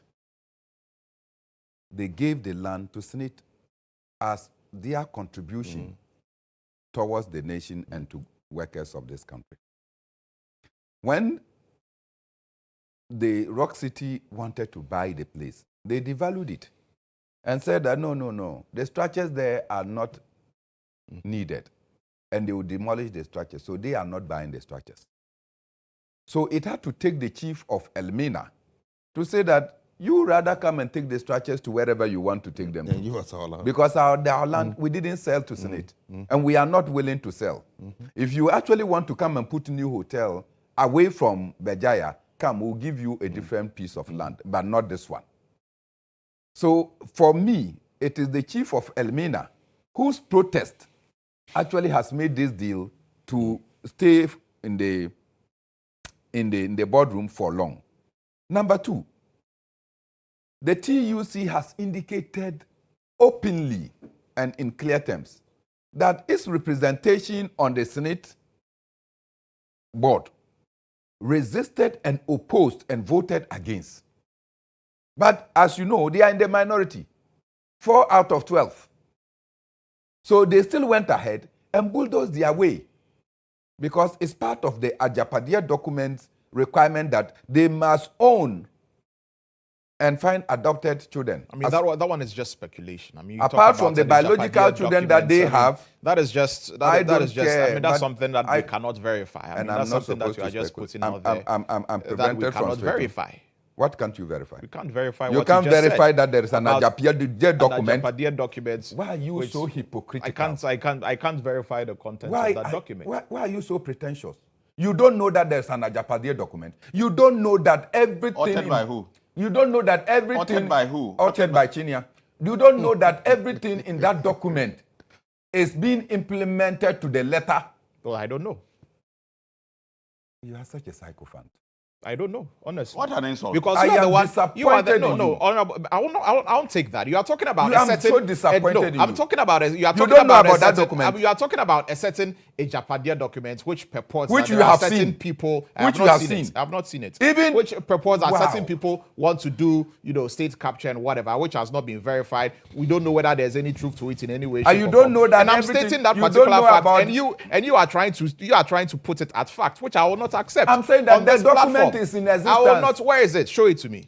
Show it to me. I should show you. Which I mean, whether there's a document in existence or not, authored by who and for which people and what. I should show you. You see, so if you put, I am sending you the document. Who is the author? If you put some of these things out there, and then throw it out there without anything verifiable, or without being able to prove with evidence that this is what people are trying to do. This is the Japadia document. Well, this is what you have. Authored by who? It could be fake. It could be fake or it could be true. But what I am saying... Hold on, Bernard. I will not allow you to go on that tangent. What I am saying is that this is Japadia documents that you are talking about that has been put out there. We do not know whether it is true or it is not true or it was authored by state actors who want to take over strategic state assets or whatever it is. And I have not read that document. But if you want to portray the Japadia document as something that is true, that is something that I cannot allow to be on this platform. With the three of you. Thank you very much. No, I've shared with the three So of you can carry on. Who is the author? Is important. The fact that the document existed long before some of the things said in the document begins to unfold. Give the document some credence. Hold on, gentlemen. That is what I'm talking about. Hold on, gentlemen. You see, the reason because there are many documents. There are news stories online. There are, newspapers which print certain stories. You go to many online portals online which write stories which sometimes even turn out to be fictitious. These things exist. So if these are things that are not verifiable facts that everybody knows that these are facts and these are true, I cannot allow that to stand. And then you call me a sycophant for pointing it out to you. I will not take that from you, Bernard. What will I will not take that from you. That you are aware of this document and you are pretending that you don't have it. I have not read it. I have not read whatever a Japadia document it is that you are talking about. How do you assume that I have read a Japadia document? How do you assume that I have read something when I'm telling you that I have not read it? Who is the author? But I will not take that. I will not take that. So please carry on with your submission. God will have my kind of heart that any time you pretend, you get 2 slaps. What are you talking about? How can you claim that you have not read this document? No, probably he might have not read it. No, but he has seen it. You've heard of it. Because you are attacking my integrity right now. I am telling you that I have not read something. Because I'm attacking your integrity, I'm telling you that I will shift it because we are not moving on with the point. Honorable Chinia, please go ahead. Because I cannot allow this to stand. No, but if you are not telling the truth, I'm telling you that I have not read any Japadia document. And I will attack it. When Chinia is attacking you, hold on. I have explained that on this you have platform, not read the document. I have explained on this platform the reason why. That you have not read the document. The reason why some of these things, when it is necessary for me to come in, because it is probably just conjecture or things that people have put out there, I've shared the document with the three of you now. There are no verifiable facts about, I will speak about it. And I'm telling you that, yes, there is a certain Japadia document or whatever that people are talking about. I'm happy you admit and now. I have not read whatever document it is that you are talking about. And you are sitting here telling me that I'm telling lies or whatever. What is the meaning of that? No, but you have read the document. You are aware that there's a document. I have not read the document you are talking about. So I should read it for you. Don't read it for me. Honorable Chinia, please carry on. Has no author. Let me put on record. Bernard said I have been attacking you. I don't insult Lantam. I only says... He has taken my time for you. Take note. And I've just kept quiet. Because I have said things that he's unhappy about, he says I should not speak. You have spoken. No, I was making the point, and when I took him on, he decided that because I've taken him on, you should speak. Honorable China, right? Because I've taken him on, you should speak. So speak. Make your point. We really run out of time. Also refer to Lantam. We've really run out of time. If you are talking about a document that has no author, it's a speculative document. You don't expect him to accept that it is a statement of fact. Because that document you are referring to, you can't tell us who authored it. I'm saying that it's a statement, a document that is not authored, but a document that all of us but you are have read, as if it's a fact, and that the content of that document. So do you know who keep on saying all of us? Say all of us has read. The time that I know you read that document, as if you were with me when I was reading that you read this document over 4 months ago. We'll take a short. You read this document over 4 months ago. Why are you saying that you have not read this document? Stay tuned. We'll be right back. You're welcome back to the show. You're still watching GH Today here on GHOne Television. My guests in the studio, Bernard Mona of the PNC and presidential aspirant as well. Amidu Sarko Chinia is MP Sisala East constituency. And Alhaji Mohammed Naziru is a member of the NDC. Let's quickly touch on this next issue right before we wrap this up. The Vice President, Alhaji Dr. Mahmoud Bawumia, has launched the Kayaye Empowerment Initiative. And in launching the Kayaye Empowerment Initiative, it talks about training Kayaye when it comes to driving Metromas or driving buses, training Kayaye in ICT, among other things, essentially to empower the Kayaye to be in a position where they can take their destiny into their own hands, so to speak, and be economically empowered. Bernard Bona, let me begin with you on this particular, in the next 2 minutes, if you can give us your submission on this one. No, when I have to apologize to you for using words that are not charitable, you cannot give me 2 minutes. So I've just apologized like that, so go to the topic. You have apologized. You see, he doesn't want me to make the apology. Indeed. I also thought Honorable Chinia should have started. Oh, no. He doesn't need to start. Why? I am well groomed to start on the topic, so I'm sorry for using those words. So you have to get him lunch. That one, that is not needed. No.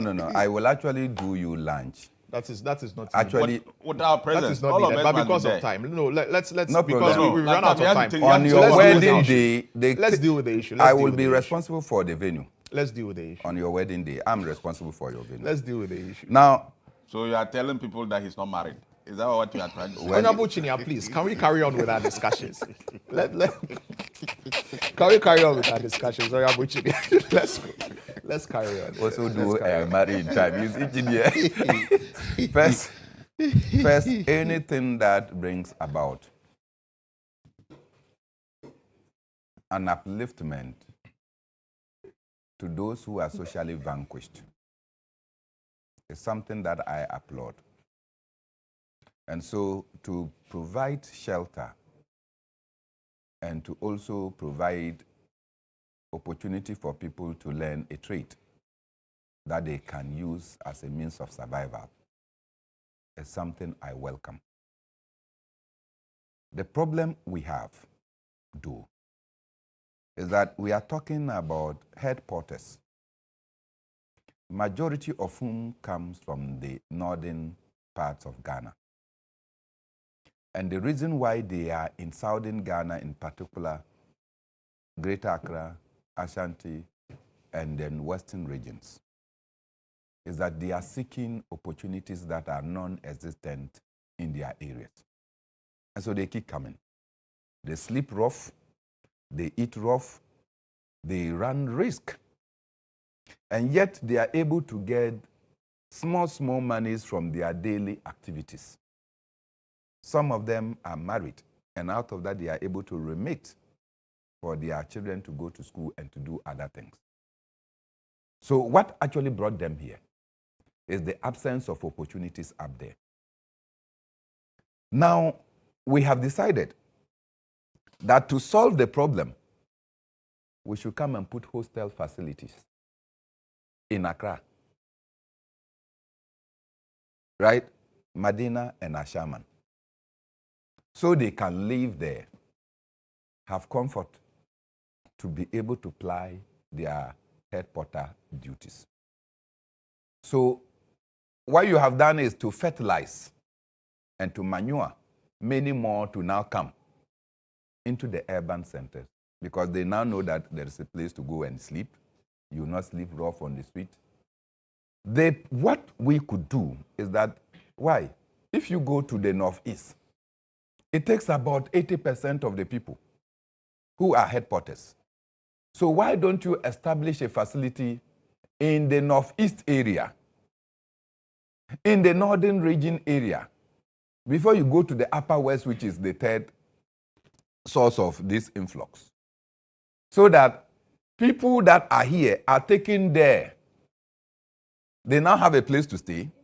They now also are learning a trade there, so that many will now be encouraged to rather move from Accra and the major cities to go up there. But you are putting the facility here. You are attracting more people to the center. That is not solving the problem. That is magnifying the problem. What it means is that many more head porters will come to Accra, hoping that government will continue to provide hostel facilities and offer them opportunities to train. And when they train here, they also want to enjoy urban life. I think that it is wrongly placed. It should have been done at the source so that we can prevent people from camping or encourage people from staying rather than coming to Accra. Otherwise, I am good that we are trying to elevate them from the bestial conditions that they find themselves, the terrible state of their accommodation. In fact, they don't have. Last night when I left my office and I was going home, and I passed through, in the rain, and I passed through Lantam market. Look. It wasn't a pretty sight. Honorable Chinia, let me come to you finally on this. Before I go there, I want to, on your behalf, accept Bernard's apology for his unpresidential words. Because the words that he used, I mean, they are unpresidential. A presidential character and material should not use those words. So, on your behalf, we accept the apology. Chinia, please. So, you see the attack, but I tolerate it. No, as a presidential candidate. Be careful with Honorable Chinia. Honorable Chinia, he is actually prolonging issues. Anyway, Lantam, this character is not good. Lantam, I think that when you have a problem, there are many ways you deal with it. The problem you can look at short-term solutions and long-term solutions, because it is a problem that you cannot solve within a day or within even a year. But you have to remedy the situation whilst looking at the long-term solutions. So the influx of people from the north to the south, expecting to have certain opportunities that don't actually exist, and putting their lives in danger, has become a national security threat. And so the government thought it wise to approach it two ways. One is to look at how in the short term you can begin to reduce and transform the people whilst improving conditions in the north, which will be a long-term solution. So that the reasons why they are moving here, if the reasons are reversed, then majority of them will stay in the north and will not come here in the first place. So the concept of these hostel facilities, which they have included skills training facilities, it's a short-term measure that is to manage the people who are coming. But like I said, in the long term, there are measures that are being taken in the north, improving agriculture, establishing skills training centers so that you can contain the people there and reduce their coming here. So it is a two-way distance. So let's commend government. I mean, in the past, the former president, GHOne Mohammed, was handing them the things they use in carry. The government bought some and were given to them as a way of helping them. And that was also encouraging them. But at the funeral of the vice president's mother, they carried it plenty. This is more decent, that we now have two facilities that can contain about 600 people. Some of them can learn tailoring, hairdressing, ICT, driving, and all that. Right. I mean, you are building their capacity so that they can become more. And don't forget, when this woman was given her tribute, the late John Kuma, may his soul rest in peace, when the wife was giving her tribute, there's a part that touched me that relates to what we are discussing. She said she met John Kuma when she wrote SS and didn't make the passes. She came to Accra to look for money so that she could register. And that house, she encountered John Kuma. And John Kuma offered to assist her.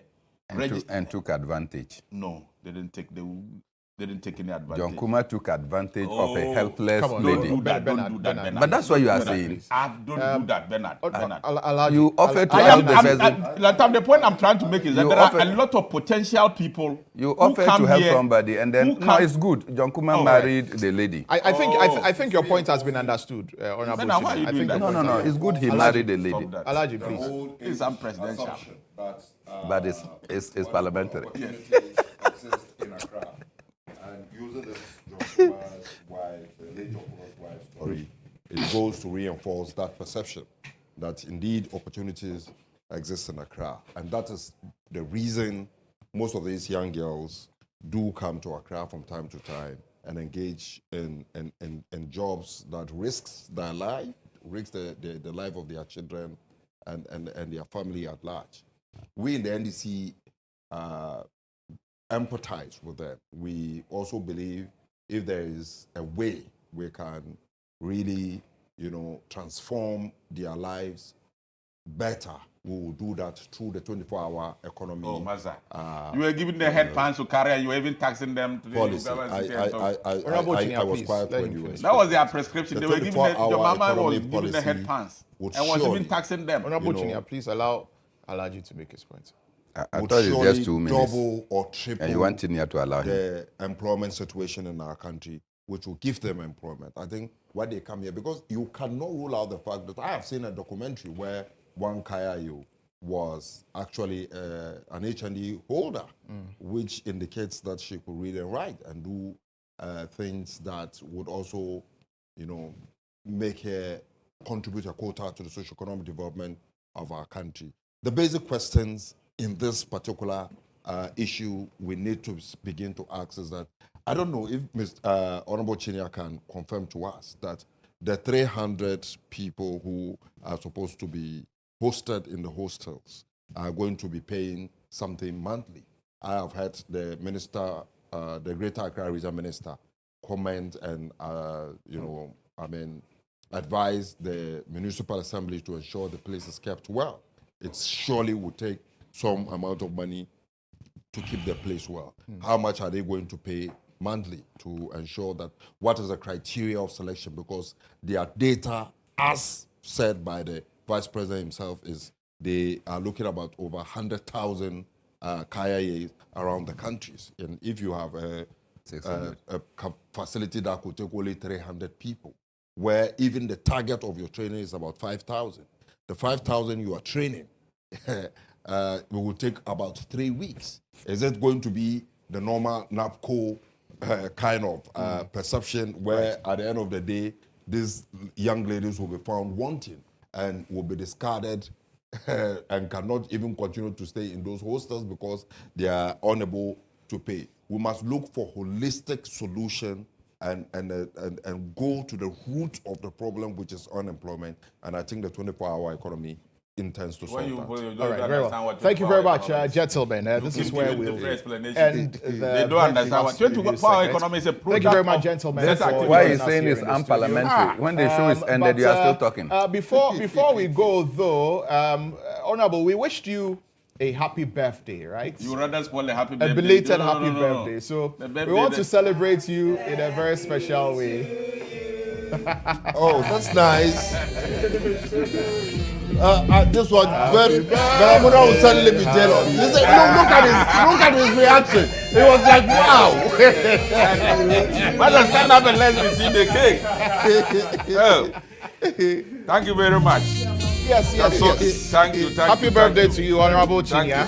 This is from Honorable Bernard, come and let's cut the cake. No, we'll do it. Which one? Mine came before his. You didn't do it because he's a minister. Let's cut the cake. Because come, let's cut the cake. So on behalf of GHOne TV, we know that on your birthday you were not here, but we knew that you'd be coming here today, so we decided that we want to show appreciation to you for always being. You even wrote his name on the thing. And regular panelist on GH today. We appreciate that you always grace our studio with your presence to represent government and the NPP on many of the issues. So, Honorable Chinia, this is a small token from us to you. Belated happy birthday. You have to give it to one of your people. I'm truly honored.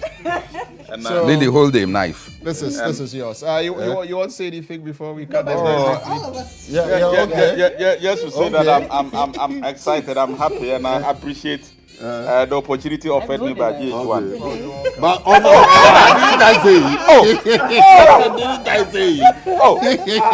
This is unpresidential. This is unpresidential. But did Beramona get this? I don't opportunity.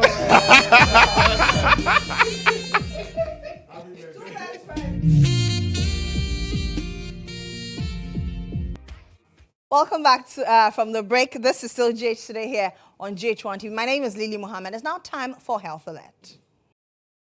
Now, did you know that 6 out of 10 babies who are born full term develop neonatal jaundice? And now this is the most interesting thing. 8 out of 10 babies who are born preterm develop neonatal jaundice. So it is a cause for alarm for every parent and everyone out there. That's why I want to talk about it this morning. I've been joined on the studio by Dr. Anastasia Pusorova. She's the General Secretary, Pediatric Society of Ghana, Greater Accra Branch. Good morning, Dr. Anas. How are you? Good morning. I'm doing well. Good to see you. I'm doing well myself. The statistics, is it that alarming? How fatal is neonatal jaundice? But let's understand what really neonatal jaundice is. Yes, so in simple words, neonatal jaundice is just yellow color of baby's eyes or baby's skin. Simple like this, but this yellow color can be really dangerous for them. But generally, if you are describing neonatal jaundice, immediately you see yellow color in baby's eyes or baby's skin, you already diagnose neonatal jaundice. What causes this? So the different causes of jaundice, but they're generally a bit different from jaundice in adults. When we are talking about jaundice in neonates, we're actually talking about destruction or breakage of red blood cells. So it is not necessarily liver problem, mostly in bigger people, in bigger children. If we are talking about yellow color of eyes, we are always thinking that maybe there's a problem with their liver. But for babies, for neonates, it is not so. It is usually because they are red cells, which are in our blood color, our blood in red color. There's a substance called bilirubin or some specific particle which is colored yellow. So when the red cells break excessively, so there could be different causes of these breakages. Sometimes babies develop infection. So when babies develop infection, their red cells start breaking down intensively and the yellow color comes out. Sometimes it could be because baby's blood group is different from mother's blood group, and we call it blood incompatibility or rhesus incompatibility. So mother has different blood group and baby has different blood group. Sometimes babies have some pathology or some problem which we call G6PD. And in these babies, it is very dangerous for them to be somewhere around camphor. So you know these naphthalene balls, camphor, many moms like to put in baby's clothing, which makes the nice scent of the clothing, so they usually put it somewhere around. And some babies who have that defect, G6PD, they may start having this excessive or extensive breakage of red cells, and they become yellow as well. So other problems which can be caused, why jaundice can be caused, as you mentioned, prematurity. Very tiny babies, they're generally immatured, so their liver is... Yeah, so their liver is immatured and they are prone to infection and other problems connected to prematurity. They develop jaundice a lot. And sometimes some babies are not receiving enough breast milk. So generally when baby is born, mom does not have enough breast milk for them. But if she puts baby to breast as frequent as possible, so usually we recommend every 2 to 3 hours, mom puts baby to breast, and that actually stimulates the production of breast milk. So if she does it a lot, then baby gets enough fluids or enough milk, and then jaundice will not develop so fast, and it will not be so dangerous for the baby, because generally we are afraid of jaundice within first 5 to 7 days of life. This is the most critical period for babies. And why we are afraid of this particular time frame is because the baby's brain is not matured enough. And it takes exactly 7 days, but for preterms, it's a bit longer, so for 10 to 14 days. So, but for term babies, within first 7 days of life, we expect brain to be matured enough to prevent bilirubin or yellow color to enter their brain. So that's why we are very particular about first week of life. And we always talk about first week of life, so that if jaundice is noticed within first 7 days of life, and as earlier it is noticed, is better, because the earlier jaundice is more dangerous for immatured brain. Is neonatal jaundice on the rise in Ghana? So we have a campaign. As you can see, I'm wearing yellow, and as a Pediatric Society of Ghana, every May we campaigning against neonatal jaundice, or at least we are raising awareness of neonatal jaundice.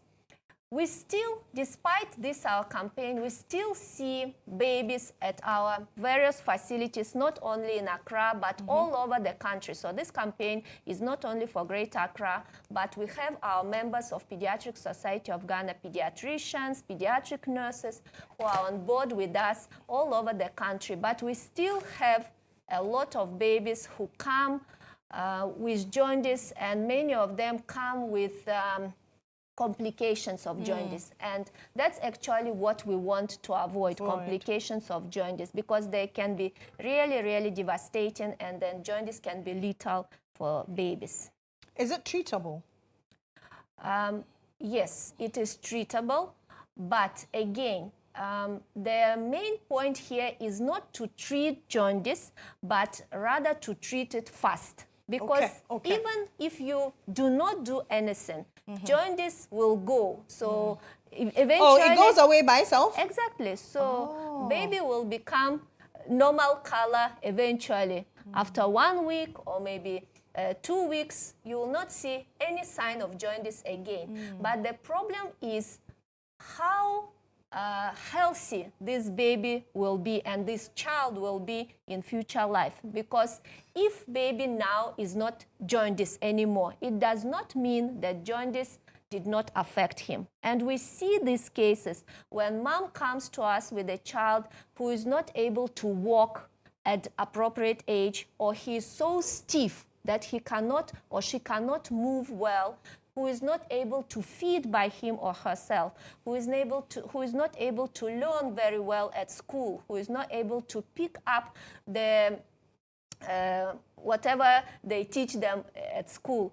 And some children may die because of jaundice. So it is not, we are talking about treatment of jaundice, but we are talking about early treatment of jaundice. We want to prevent these complications so that children will grow to their full potential. So what do I do to prevent it? Generally, it can be difficult to prevent because, as we said, yes, some of the causes you can prevent. For example, infection. So if mom attended antenatal care well, regularly, all her maybe chronic diseases are under control, if she develops any fever or any other problem during pregnancy and it is addressed on time, yes, some form of sepsis, we call it sepsis, neonatal infection, can be prevented. But some particular problems like, let's say, blood incompatibility. It is again important to know that you are at risk. For example, mom has particular type of blood and her husband, dad, has different type of blood. So you're aware that your baby may develop jaundice.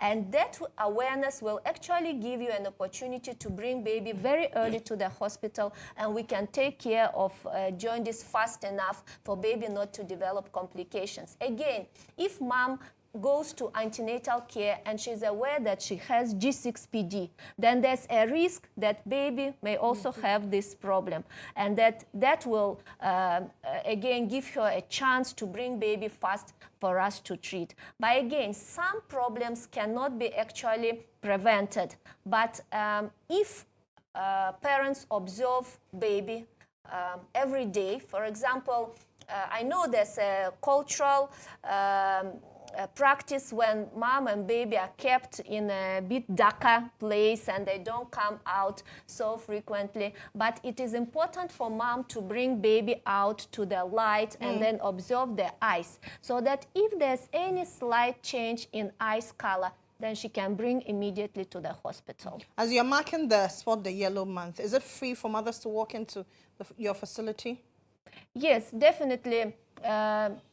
All facilities are opened for mothers, especially within first 2 to 7 days of life. And I know this year, we are working a lot with our midwives and nurses because they are in close contact with mothers and then healthy babies. Usually pediatricians, we may examine babies and then the midwife within a short period of time will discharge mother and baby, and they talk to the mothers that if they see sign of jaundice, they should bring back to the hospital. It's absolutely free.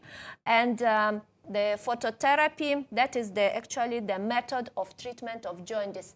It is not sunlight, it is not a glucose water, it is not a milk drops which mom wants to put in baby's eyes. All those methods are not working to treat neonatal jaundice, but it is rather the special light we put babies under. It is usually a blue light, and it is usually brought quite close to the baby, just a short distance between baby and the light source. So usually it is just an A4 sheet, just few centimeters distance. And then baby is under this light for few days, and then jaundice clears by itself.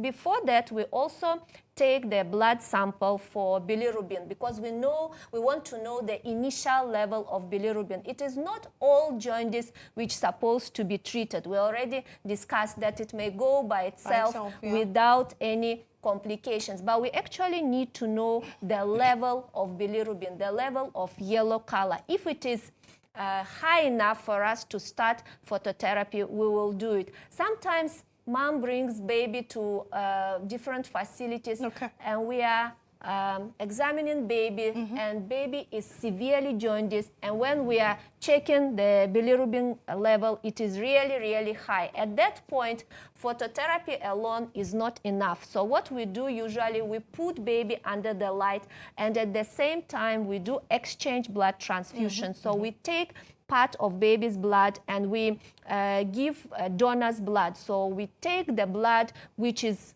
broken and yellow color is out of the cells, and we give the blood without bilirubin in it.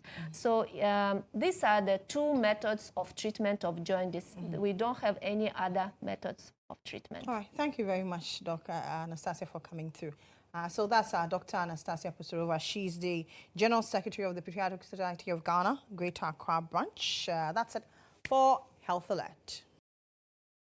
Welcome back from that quick break. It's now time for Hard Talk here on GH Today. This morning, I sat with a private legal practitioner. Some time ago, he wanted to lead the people of Nabdam. What happened to that dream? We'll talk about that. We'll talk about the NDC's quest to rescue power from the NPP, the issues NDC is raising about the limited voter registration exercise. We'll talk about Martin Amidu's current episode against his successor. Well, for this private legal practitioner, he says the office of the special prosecutor is needless. Does he still stand by it? My guest this morning is Lantam. He's a private legal practitioner. Good morning. Hello, good morning. How are you? Very fine. How are you? I'm doing awesome. Good to see you. Good. Now, the last time you were here, yes, you were headed to the Lantam seat. You wanted to lead the people of Lantam. Absolutely. How did they go? Well, we did our best, but the majority of the people says that we should hold on and come again next time. I didn't win as the parliamentary candidate, but we went out there, sold our market, our agenda, our policies and programs. Eventually, when the elections was held on the 13th of May, the people, the delegates, decided out of 303 voted for the incumbent MP, and 177 of them voted for me, saying that, no, we should give the MP another chance. And so we have moved on. But you were so sure that the MP had done enough. He had done 2 terms, and so he needed to go, so you can take over. Do you think there was some level of influence? When I say influence, I mean money. You can't discount the role of money in Ghanaian politics now. It has its role. But sometimes it goes beyond just money. There are times that persons have used money and then they really have not won the elections.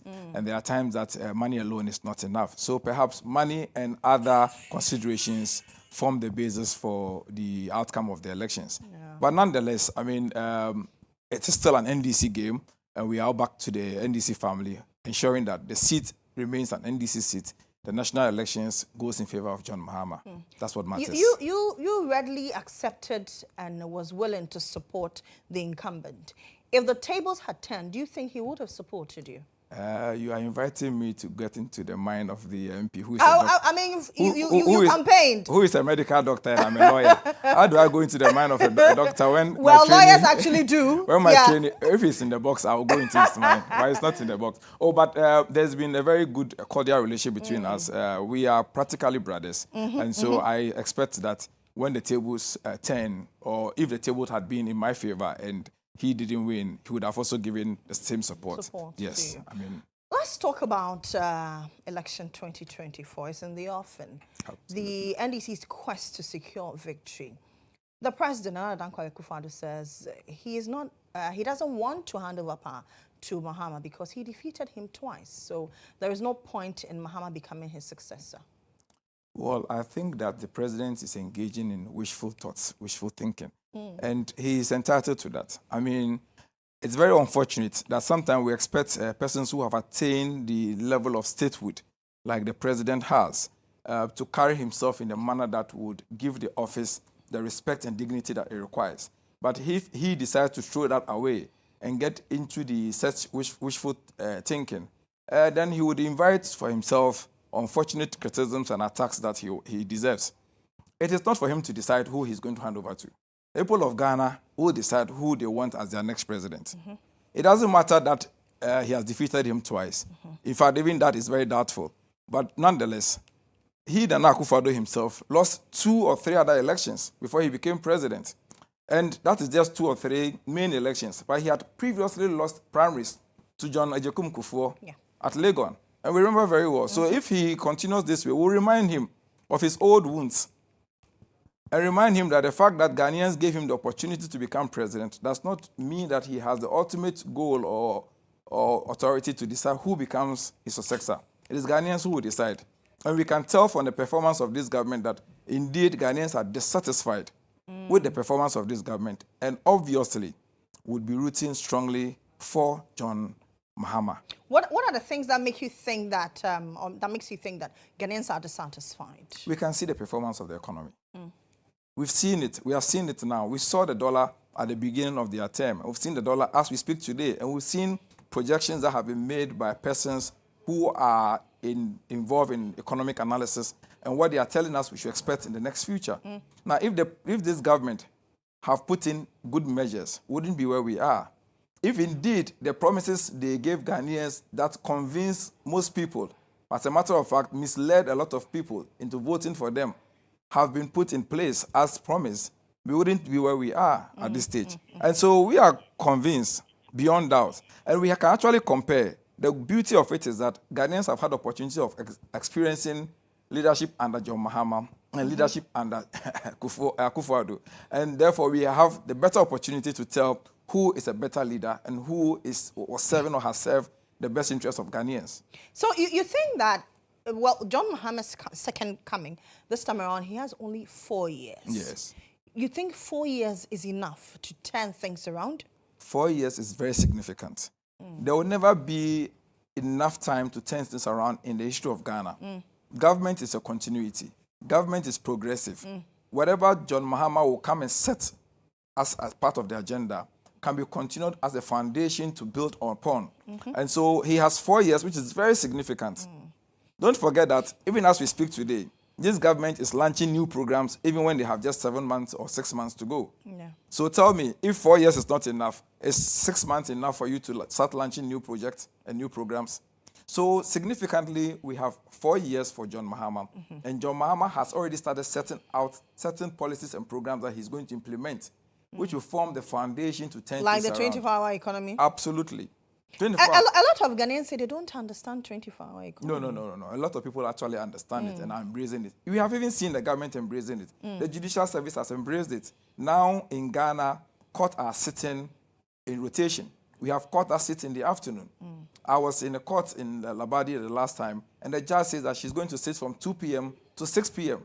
Meanwhile, in the past, which was never done. Exactly. Yes. So that tells you that that is just an aspect of the 24-hour economy. And the 24-hour economy is going to be a huge transformation for the economy of Ghana. Don't forget that the government is going to set agenda for public offices and public institutions that normally would have closed at 5 p.m. to begin to work later in the evening. A new set of workers will come in. Does that mean more people will be employed? Absolutely. You need more hands to be able to deliver the outcome. And this means that there will be more room for employment. There will also be sufficient productivity would increase, because once you do this, for instance, if you're applying for registration of a company, and it would normally have taken you 2 weeks or 3 weeks to get done, a set of team would have come in to have the work done faster, which means that someone else will be employed to do the job. A security man will be employed to support. Some other ancillary workers will be employed to support.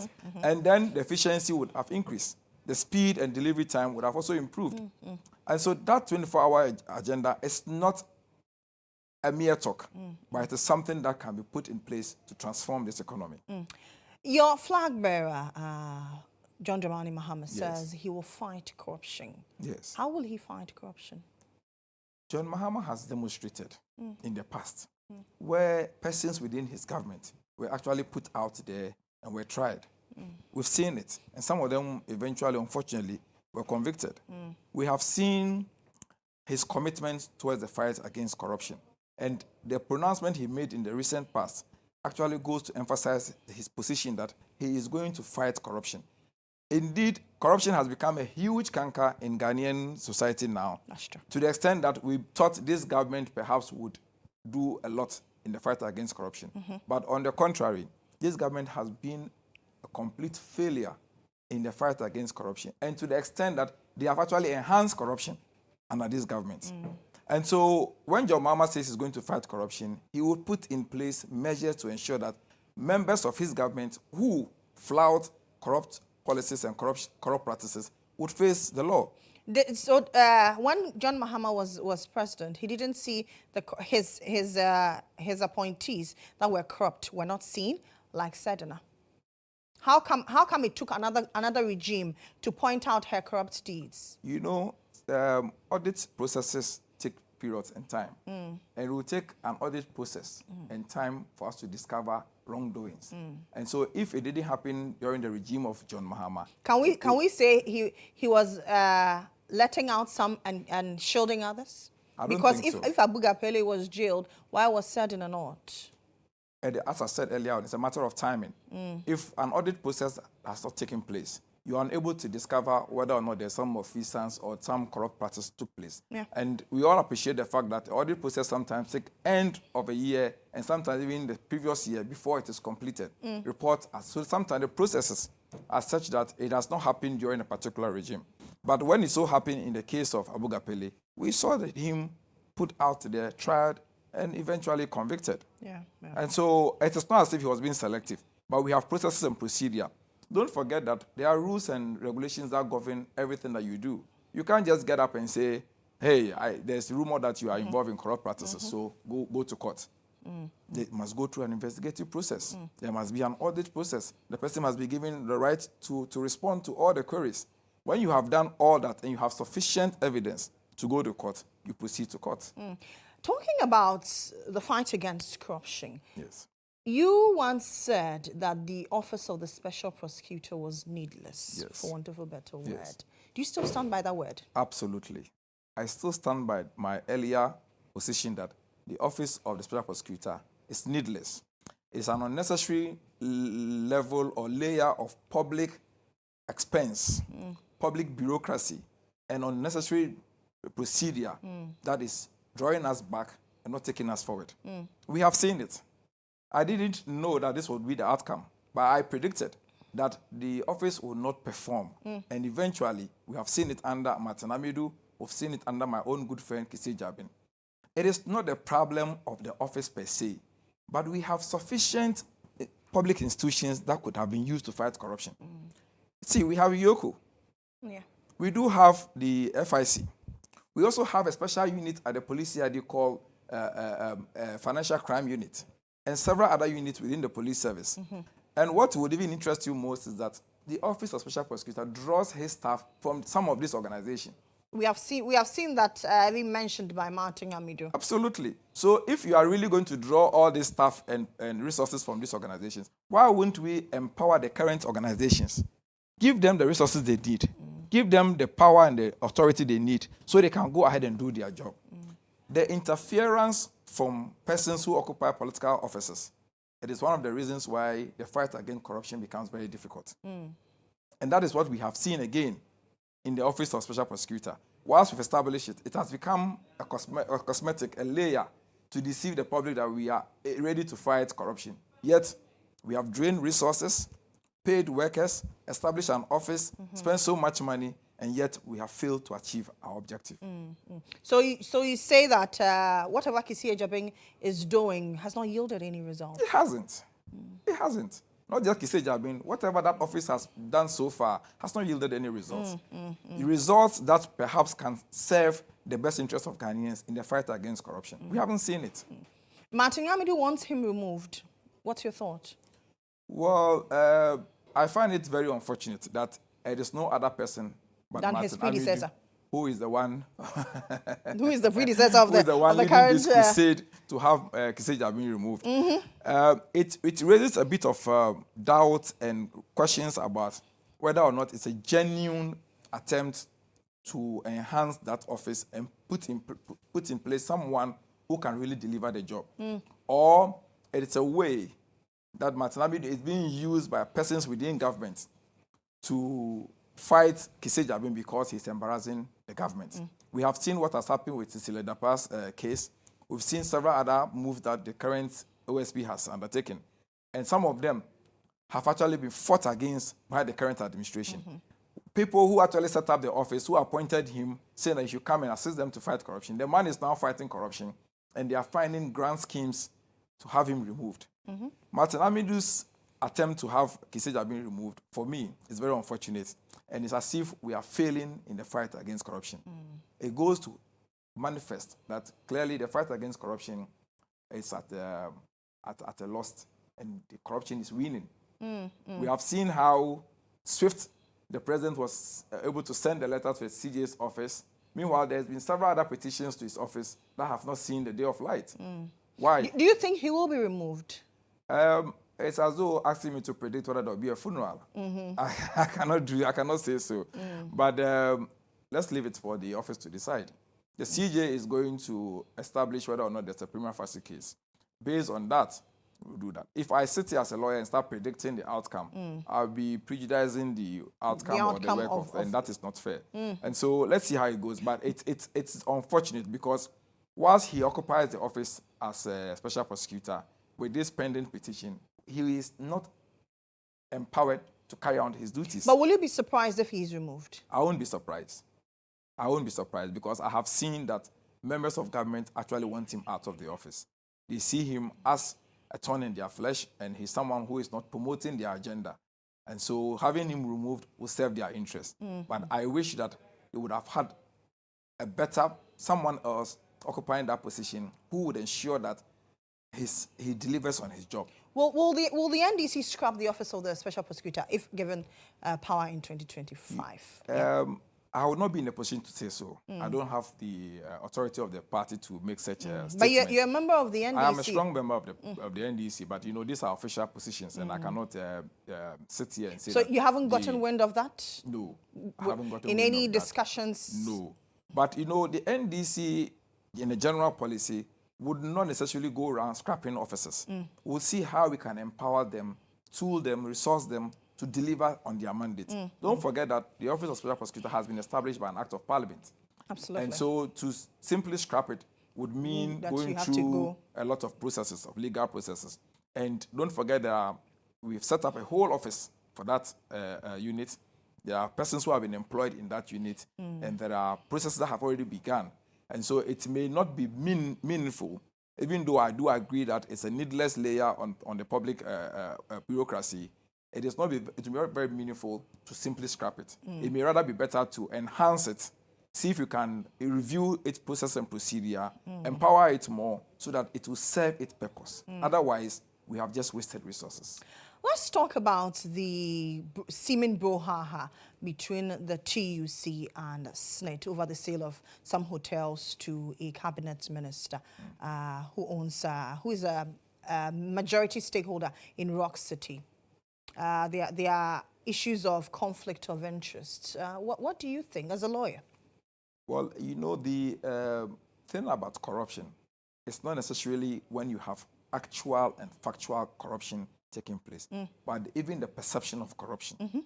And when it comes to issues of conflict of interest, when a person stands in a way of interest, then you can infer issues of conflict of interest. Now, a whole cabinet minister who is the majority shareholder in a private company now suddenly wants to buy a public entity. It raises issues of corruption. It raises issues of conflict of interest. It raises issues of doubt. Why didn't he make this proposal when he was in opposition? Why didn't he make this proposal long ago? When was the tender processes open for the sale of these shares? Was it open to the general public? Did everybody get to know about it? That's what SNIT says. It was open to the general public. You are a journalist. Did you ever see this in any publication? Well, I didn't, but that's what SNIT says. But so question SNIT. Don't just take the answers. Question them, SNIT. If you say it was open, where was it open? In what media was the publication made? If they provide us the source, then we can assess it. And was it open enough for us to know exactly what was at stake? And the number of people. A number of persons who tendered or who bidded and who won based on what criteria did you use in winning. Now, I have found also strangely some transaction advisor who claimed to be the one who advised on the transaction and an approval of over $491,000 to be paid as transaction advisory fees. Isn't that strange? How much are you even selling the shares? Yeah. Why are you paying almost $500,000 in this current economy to this financial advisor? There has been a deliberate effort by persons connected to this government to hijack key state assets. We have seen this in the Japan deal, where the current government, through corrupt means, want to hijack our mineral resources. Likewise, we've seen what's happening now. I mean, perhaps this goes to influence or fuel our perception that the current appointment of the MD of Senate is part of the grand agenda to have the Senate hotels sold out. And don't forget that the Ghanaian workers are key shareholders or key stakeholders of Senate assets because it is the contributions of you and I that goes into the resources that Senate manages. And so Senate on its own cannot decide that we want to sell out these hotels. No. Well, why will you lump up 4 hotels and give it to one particular person? What happens to competition? What happens to giving it out to specific, competitive, strategic investors who will come in and ensure that they would enhance the performance of these assets? So if Rock City should fail, 4 hotels are going down. Why would you want to do that? It does not even sound right to put all those 4 hotels in the hands of one particular shareholder, so that when the shareholder fails, the 4 hotels go down. It is not right. Will you go back to Lantam? Of course, that's my home. That's your... you hope to win the seat someday? Absolutely, but the future is still unknown. So we keep it open and pray for good health and long life. What's most important is continue serving the interests of the public and doing our best to contribute to our society. Yes. We wish you all the best. Thank you so much. Thank you. And this definitely will not end the time. I know in the coming days you'll be a regular here. So that's Lamtega Panga.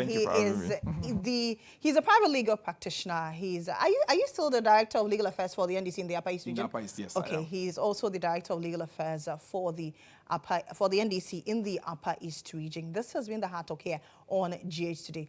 That's it for GH Today.